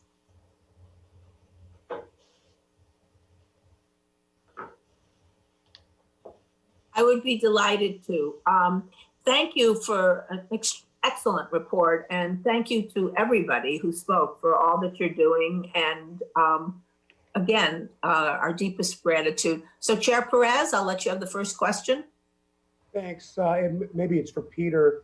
As you were walking through the discussion, one of the items you talked about was efforts to maintain a positive and collegial relationship with our labor partners. I was wondering what you could tell us about our experience in using labor management committees as a venue where you could have positive conversation as opposed to the majority of the interactions being around grievances and negotiations. Sure. We at the campus at the location level, there are quarterly meetings that are basically required by the contract, and those are really an opportunity. They're not always positive, but they frequently are, and they involve problem solving. At my level, at the system-wide level, the meetings are not as regular, but we do schedule meetings to talk about to address areas that are of mutual concern. So, for example, benefits. Benefits changes are something that the unions are understandably very concerned about. We have an excellent benefits package by and large, and the unions are interested in maintaining that. And they often have very good suggestions about changes that they would like to see. So we bring our professionals in from OP, and we'll spend an hour or two talking about trends, talking about annual migration from one plan to another plan. It's something the unions are particularly interested in. And they will have suggestions about that they hear from their members. And I think when we're talking about the big picture, I think that's typically when we have the most positive engagement, because we're not trying to address a particular problem that may have bubbled up, and it's not something that's not bargaining. And bargaining, generally we tend to see, we don't typically engage in interest-based bargaining, so the bargaining tends to be a bit more adversarial. So in other words, the more open-ended the conversation is, and the more likely it is for there to be positive interaction. I think the COVID-19 discussions generally have been positive. We have our experts who are readily available, and I think the unions really appreciate that. In fact, I can tell you when Dr. Byington and Ken Smith, our environmental health and safety officer, get off the phone and I have to field the questions, there's people are a little disappointed to see Dr. Byington and Ken go. I think that's an excellent opportunity for us to really foster better relationships. And in a time when it's extremely stressful, people are scared, and to the extent we can provide them with our expert, the expert understanding is really quite helpful and very much appreciated. I would just like to add, in those meetings, we've also provided at those regular intervals our regular situation status reports that we've been providing, which gives transparency, what's going on at each location with regards to coronavirus at all of our locations, number of patients, number of outbreaks, and our response. So it's the same information that we provide to our management response teams, we provide at those particular meetings. So I think the unions have found them very beneficial, and we turn them over at each one of those meetings as well.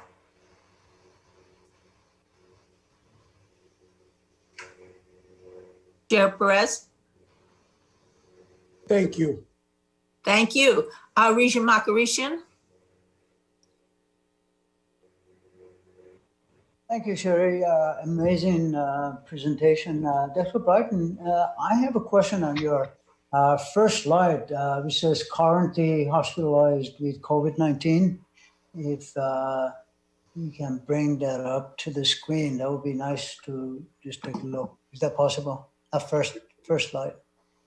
If we could see the slide with the bubbles on the hospitalization. Yes. I guess my question, if you can pull that up, my question is, why is that? Why is it that just the southern states have such big bubbles, or the northern states do not have those? Why do we know exactly why the reasons for those, and are we really doing anything to mitigate those? we're certainly trying to do everything we can to mitigate, and the map would look different at different stages during the pandemic. Certainly early on, the Northeast was hit in a much harder way. We've seen the rolling outbreaks through the South and West in July and August, June, July, and August. California being one of the largest states, we certainly have one of the largest numbers for inpatient admissions. I showed you this same map in July, and the number of admissions in California in July was almost 9,000. So we have come down since in this month, the admissions have declined, which is a good thing. But we still need to follow the public health recommendations to decrease transmission in our state. We still have significant transmission in our state. The same is true in Texas and in Florida and in some of the other states here that you see the larger bubbles. But New York and California basically were hit at the same time. And is it, there's no specific, any really good reason for why this is happening? Well, I think in New York, they had many more hospitalizations than we did early on, and a great deal more transmission within their communities. They do have now higher levels of antibody than we do in California, and whether those levels in certain communities are enough to at least slow down some of the chains of transmission. There are pockets of New York that may have 20% of the people having antibodies. I also think that because in New York, particularly New York and New Jersey, people saw their family members die. They saw their family and friends in the hospital. They are approaching the public health recommendations very differently now because they lived through such a traumatic event. California is a bigger state. There's more space and land in between us. Not all of us have seen directly what COVID-19 can do. And so I think you see some differences across the states, but these hospitalizations reflect where we are in our outbreak, and still mean that our hospitals and healthcare workers need to be protected. Mark, Lara, do you want to add anything to that? And I know you had a question. Nothing to add to it. I was going to make a few comments. If Regent Park wants to go first, that's fine with me, Regent Lansing. Regent Park? I'm going to ask a different question, so I don't know if Mark wanted to comment on the last That's question. what I was asking, and he said no. I mean, I think what we're hearing is from Dr. Byington, I don't want to put words in her mouth, is the numbers are constantly changing. And I don't want to put words in your mouth, Dr. Byington, but what I think you might be saying, and correct me if I'm wrong, is a lot of it is following the rules. You know, are people in your population wearing a mask? Did we open, you know, at the right amount of time? You know, are people going to the beaches? Are they having parties? I mean, all that stuff directly affects the increase or decrease in the population. Am I correct in that? You're absolutely correct, Regent Lansing. Maybe I'll make a comment too about that, and to your comments, Carrie. I think it was very important, sort of the area under the curve description of all this, and in New York and New Jersey in particular, and other places that had a very high vertical spike early, then a very large or relatively large fraction of the population was affected. So many people were infected early on. And Carrie, you mentioned that that one study that I saw as well that looked at the rate of COVID positivity of people coming in to deliver babies was in the 15-16% range, very much higher than the 1 to 2% range that we would see in California and other places. So they had that big swell, and as we saw in France and in Spain and other places where the whole society was crippled, then there's been a reaction to that. The places where it rolled up more slowly, people, I believe, have been more casual, and there you have a slower spike, but a longer curve that's spreading out. That was exacerbated with the surge that we had in July, and so that's the part of the California problem. What we should see is hopefully with the right public health measures, a decrease of this, but it will go down gradually as it grows gradually.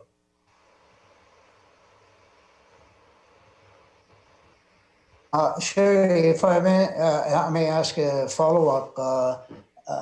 So if you looked at the percentage of health workers and compared New York to California, then that would be perhaps a good measure, because then health workers are much more educated with respect to prevention, that kind of stuff. Do we have any statistics to see whether that is a better indication? There are a number of studies looking at healthcare workers, and overall in the United States, being a healthcare worker is a risk factor for having COVID-19. I would say that we have done much better within our system, and the proportions of our healthcare workers who've been infected are lower than what is seen in the state for the general population and across the nation in the UC system. That the same statement is not true for all hospitals in California. All right, thank you. Now, Regent Park. Thanks, Sherry. So I wanted to go back to the slide that had the labor relations engagement strategy to it. And I assume that, this is a fairly simplified diagram. I wanted, and I have a few different questions. I wanted to understand where the chancellors and the CEOs are. They're not represented in the diagram, but I would assume that they have some sort of say or influence, et cetera, either at the system-wide level or the local contract level. So could you comment on that? Peter, maybe you're the most appropriate person to comment on it. Sure, I'd be happy to. The senior leadership, meaning at the local level, they are working both with one another during system-wide meetings. They're discussing strategy, the direction they want the system to move into, and they're airing those concerns, and they're making their recommendations in meetings with the president, and at the same time to the people that at their location, their vice chancellors, their chief human resource officers, and strategy is formulated at that level in that interaction as well. We have we regularly convene system-wide meetings. In addition to the chancellor's meetings, there are meetings of the vice chancellors. The chief human resource officers are meeting regularly to discuss strategy as well. So through that kind of process, we determine our labor relations objectives, strategies. Okay, and then just in prospect of this, and basically, I guess some of the concerns that I've heard more directly from labor, sometimes it's hard to tell who is in charge of something. The question about infection rates that was hanging for a long time. It's hard to understand, okay, who's in charge of a decision like that? So I'm sorry, the question about, you said there was some confusion, and I didn't catch the issue that you had identified. About infection rate. Right, so I guess I'm not seeing how that is. I understand how that's a concern of our unions, but in terms of the labor relations strategy, I think that's something that would be more along the lines of where what UC Health is doing on kind of an issue. So Regent Parker, are you talking about infection rate at a local hospital? Yeah. So, for example, let's say CNA wanted to know how many of their members tested positive. And so they're taking it to their locals, but now you're saying that that's not the appropriate place where they would get a response. They have to, that's, so is that diagram really just about bargaining? As opposed to, so there's a fluidity right, between Exactly. issues that are bargain and then issues that are sort of more generally of concern. And so what is that diagram meant to convey? It's really just bargaining. I think that, Peter, if I may, I think that if there was, say, a local issue at UCI and they were concerned about infection rate at that particular location, I think they would bring that to their local folks at that hospital, and they would raise that issue at that hospital. If it turned out to be that there was a concern across the system, that would come up through the system, and they would raise it at one of our system-wide meetings, and we address it at a system-wide meeting as well. Okay, so just depending on whether it's a local issue or a system issue, but right. It's not as if they're going to take it to Peter Chester. Yeah, not necessarily. Right, it wouldn't necessarily come to Peter Chester right away. We would want, if it was a particular local issue, we would want them to work with their local leadership first. It might just be something at a local campus that they would address, but then maybe in discussions, they might find out, well, we want to know how this is being handled everywhere else, right? And then it would come up. And then the same thing would happen on the management side. For example, if Peter gets that question from one particular campus, when we're then turning around and talking to the chief human resource offices or the vice chancellors, we'll turn around and say, hey, we got a question from UC San Francisco on this issue. Is anyone else seeing this come across at any of their locations? So there is some fluidity, yes.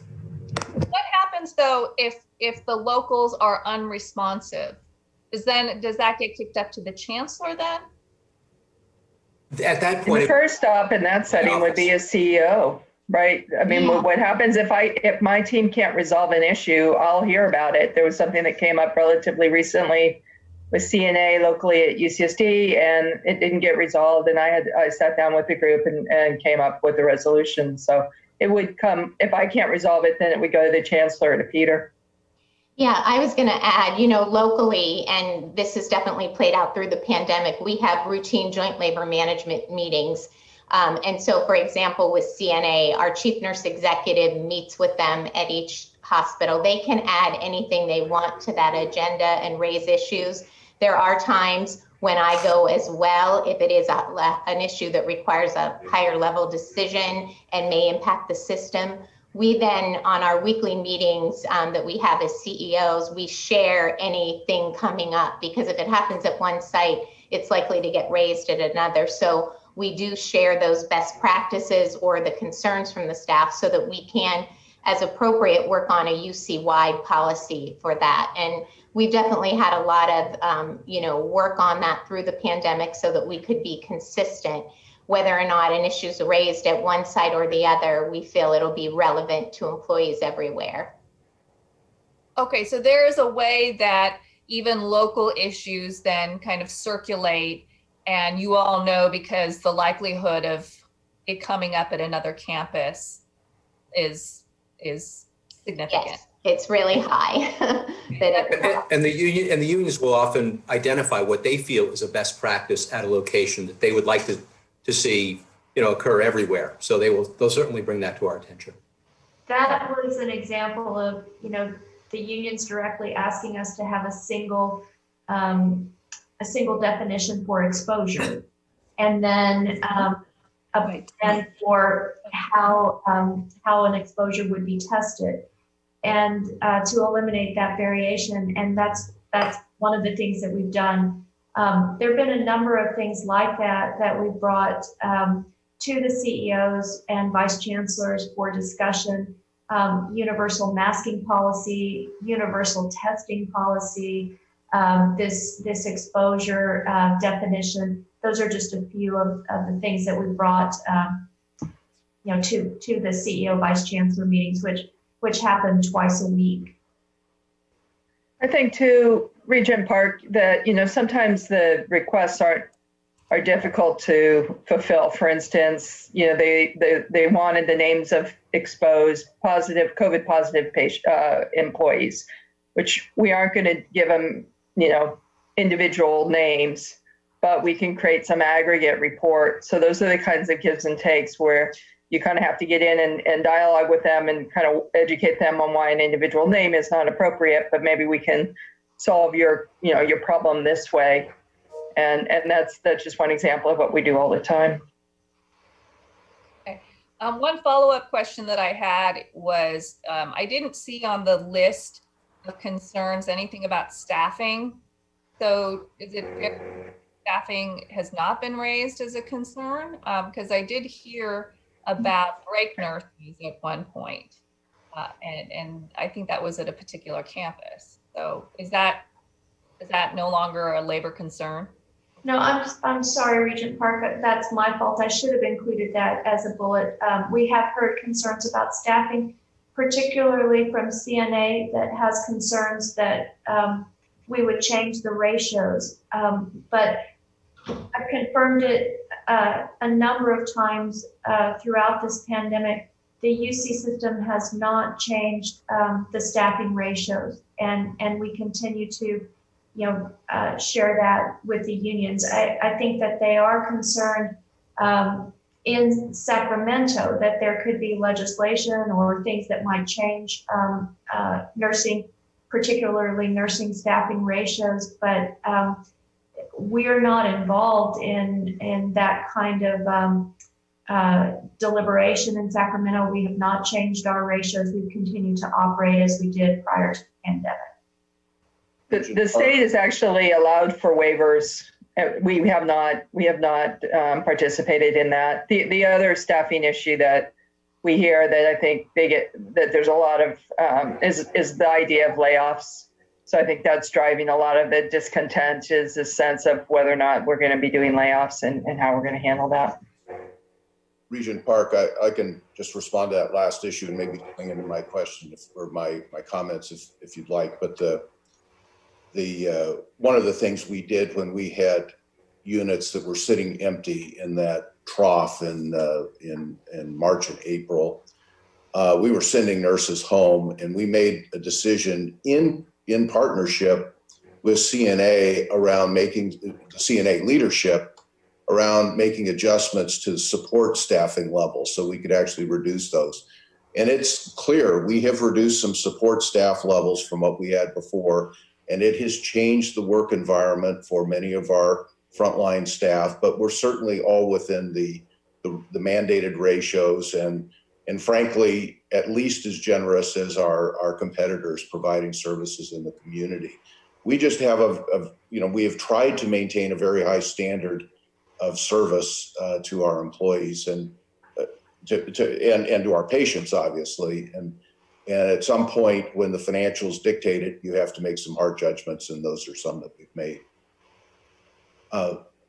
If you'd like, I can just keep going on. Just note that we have regular meetings of our chief operating officer, our chief nurse executive, our labor and employee relations people with leadership, in particular of CNA and AFSCME. And our feeling is the relationships are good. When we decided to set up a dedicated COVID unit, that was a bit controversial, but we did that in partnership with labor leaders, and that has worked out very well. In terms of PPE standards, we've also had those discussions regularly with our labor leaders in advance of rolling out any policies. Now, I just heard on the public comment today the question about whether we're giving out non-medical grade surgical masks at entry, and I was trying to find out what that's about. Our policy is we should be giving out medical grade masks at all of our entries. We have plenty. In fact, we publish online. You can look it up right now and see how many days of surgical masks we have available. So it really shouldn't be an issue. We think the big breakdown for us, honestly, with labor is that, and this is something we own, is that we have not done the best job on two fronts. One is with the new contract, there are a lot of details, and sometimes our middle managers who were asking to manage their operations are not facile with all the terms and of the new labor contract. So we have had on occasion where we've had to overturn ourselves.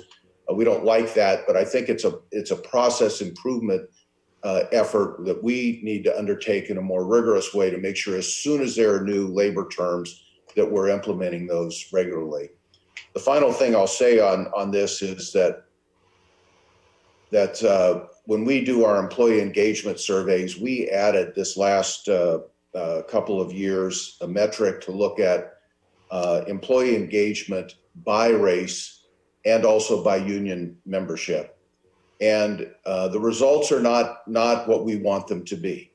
Latinx, African American employees have a lower level of engagement than our whites and Asian employees, and our non-unionized employees have a higher level of engagement than our unionized employees. So we're very sensitive to that. We've got a lot of work going on. We talk about this issue quite regularly. And that leads me to the other point I just wanted to mention. We talk about the pandemic. We have two pandemics right now. The racial injustice pandemic, I think, actually occupies a greater part of the thinking of our employees at UCSF than does the COVID pandemic. You know, today we have 30 COVID patients. We've got an overall census of over 750 inpatients. It's there, it's important, but it's small. But the issue about racial injustice and health inequity, I think, has triggered off a level of interest we haven't ever experienced before. So one of the things I do with our chief HR officer is have sessions with our frontline staff, particularly unionized, particularly labor staff, to talk about our commitment, Chancellor Hogwood's commitment, Dean Talmadge King's commitment, to ensure that we have an environment that is free of those kinds of issues, and not just being not racist, but being truly anti-racist. So I just want to bring that home. I don't want to lose that in this whole discussion. That's the end of my comments, Regent Lansing. Thank you. That's really a very good point that you brought up. So thank you for drawing our attention to that. And Regent Park, does that answer all your questions as well? I actually just wanted to make a few points in response to what Mark and others have said. And I appreciate actually the candor by which you're coming to certain things, because certainly I think, you know, those are categories that, you know, we all could be working a lot harder on. And I appreciate you're actually drawing attention to those. But back to kind of the original points that I had brought up. One, I wanted to, you know, I don't follow exactly when a new contract has been negotiated, right? And so I don't know how many of these contracts were negotiated pre-COVID. And so, you know, when we have these extreme circumstances, right, you have to, you know, the contract is still the contract, but there are other things then that come into play for which I think all sides have to show a certain amount of flexibility and feeling. And I certainly hope that is the case in all the examples that both Chad and Janice brought up. You know, those were not contractually required. Those are things that we're really trying to do because we know staff morale is not something that necessarily, you know, you can, enforce in a contract. So I appreciate that. And I'd like to sort of understand kind of the ongoing dialogue for which the exigent circumstances, you know, make business different. The second point I want to make is because we are such a large organization, communication, I think, is an ongoing challenge. And so to really pay a lot of attention not just kind of that one line, you know, going from OP labor management to campus, but how communication kind of radiates throughout, I think is really important. And just even, you know, Mark, I think you brought up your middle managers, right? Are they getting the message? Because sometimes, you know, our relationships can end up being somewhat more adversarial than we intend them to be. And so is there a sort of a culture of getting to yes, right? Rather than, you know, rather than the culture being a way to kind of reject or push back or you know, treat the opposing party as an opposing party rather than a partner. And I certainly, you know, believe that all of those things are being integrated into the labor relations strategy, so to speak, even though they're not factually based.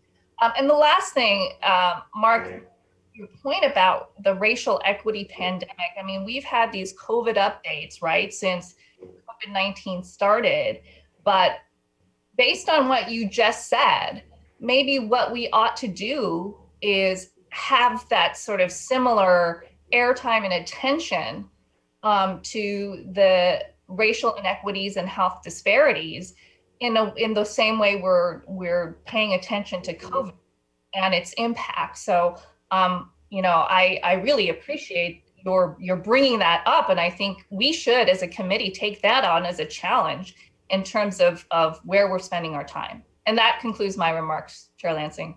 Thank you. And Dr. Byington and I have talked about that before, as you know, health disparities. And I believe, Dr. Byington, maybe I'm confusing one committee with another. We've talked about how COVID is disproportionately affecting different parts of the population, but I don't know that we've gone into just how our health system, just in general, is dealing with health disparities. So I'll leave that for you to comment on and respond to as you see fit to include it in our committee. Thank you. That health disparities was overriding theme of our leadership retreat in July, and something that we are talking about. I agree that we need to do more than talk. We have to have action. And there is a paper that I will share with the committee that I think is a shocking paper that came out about 10 days ago that basically shows for Black Americans, they are dying at rates that are greater than the rates of the pandemic, even during, than the rates for white people during the pandemic, even in times that are just normal years. So basically for our Black population in the United States, it's as if they are living through a pandemic every single year. And we need to talk about that. And we need to talk about the bias that exists in our healthcare facilities and in academic medicine in general. I have an editorial coming out in academic medicine that talks about those issues and what we can do as individuals and as institutions. And so I'd be happy to bring these topics, different facets and aspects of these of the topics of health related to health disparities to this committee and to have it be a standing item.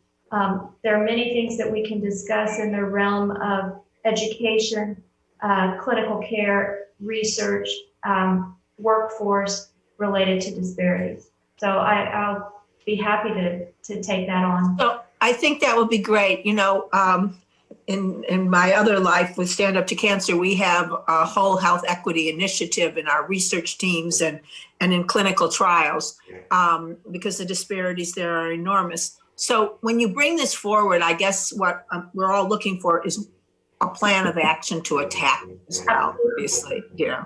So thank you, Dr. Byington. So we'll just make that an agenda for our next item and then continually explore it. And thank you, Regent Park. So now for the last word, I'm going to go to Regent Sherman. Okay. On that one chart, Carrie, about hospitalizations, I noticed it's in absolute numbers as opposed to percentages of population. That's right. What would all those circles look like if we did it as a percentage of population in those particular states, or as a percentage of available hospital beds, et cetera? Would there be major discrepancies of where resources are, or where particular populations are affected? Yes, I think you'd see bubbles that looked more concerning in rural areas because of the size of the number of beds that they have. And last month when I presented the chart, I did say that we have 72,000 hospital beds in California. So to have 6,000 of them taken up with COVID-19, it's significant, but it's not overwhelming, the system. That would not be the case in some rural areas. And so I'm looking at our population. I'm looking on the California data to see if we have it by population, hospitalizations per 100,000. But you can do hospitalizations per 100,000, or you can do hospitalizations per some denominator, and all of those circles would look different. Okay. And I guess to the last point, to the extent that we get reported this data on a regular basis, if it could be also presented cutting across racial lines or geographic locations, where we can see where there's possible misallocation of resources, I think would be helpful. Sure, and we've certainly seen that in this pandemic, particularly in the Imperial Valley and the Navajo Nation, and our responses to those epidemics. Right. I mean, it's I think what we're all saying is this pandemic has been horrible, but it's also starkly exposed the health inequities that are there. And so, it is our mission to serve the underserved. So I think this is really something that we have to take a hard look at and see how we're doing and what more we can do in terms of outreach. All right, I'm going to leave it to you, Dr. Byington, to bring it back to us. And I know we're all anxious to read the paper as well. That paper, yes. So I think that is the end of our discussion of this item. And yeah, go ahead. Go on. Sorry. I appreciate the contributions and the really frank discussion. We're trying to be not only the best provider of care for our patients, we want to be the best employer. And so we do want to have a respectful, partnered relationship with labor. And so being as transparent as possible, that's one of my goals, and sharing data. And so I appreciate the feedback, and we will continually strive to improve. And, I just wanted to say, one of the reasons that we have less agenda items on is that we want longer discussions. And we want this not to be where you just report to us. We want us to really, get involved and have longer discussions on matters. And I see Chair Perez, you wanted to make a comment? I just wanted to thank Dr. Byington for the way we put this entire package together. And obviously I have a slightly different perspective on some of these topics in the last week or so. And I will tell you, especially with respect to this being a good employer issue, my own diagnosis and my own interaction over the last week or so has caused me to look at these questions differently. The stuff that you presented from UCLA with respect to staff wellness, I think is really miraculous. It's really wonderful. And I'm hoping that other campuses have approaches, but that we're able to cross-pollinate across campuses to learn some of those tools, because the toll on all of our frontline workers who are so directly impacted by these questions is huge. And I'm thankful that we're as creative and engaged in ways to address that as well. So I just wanted to thank you for bringing that to our attention as well as the rest of the way you've presented this. Thank you very much. Thank you. Thank you, John. All right. It's been a great discussion, and we have one more agenda item in closed session. So we're going to take a maximum of a 10-minute break. So I'll see you back here literally at 2:46, and 2:45 would be even better.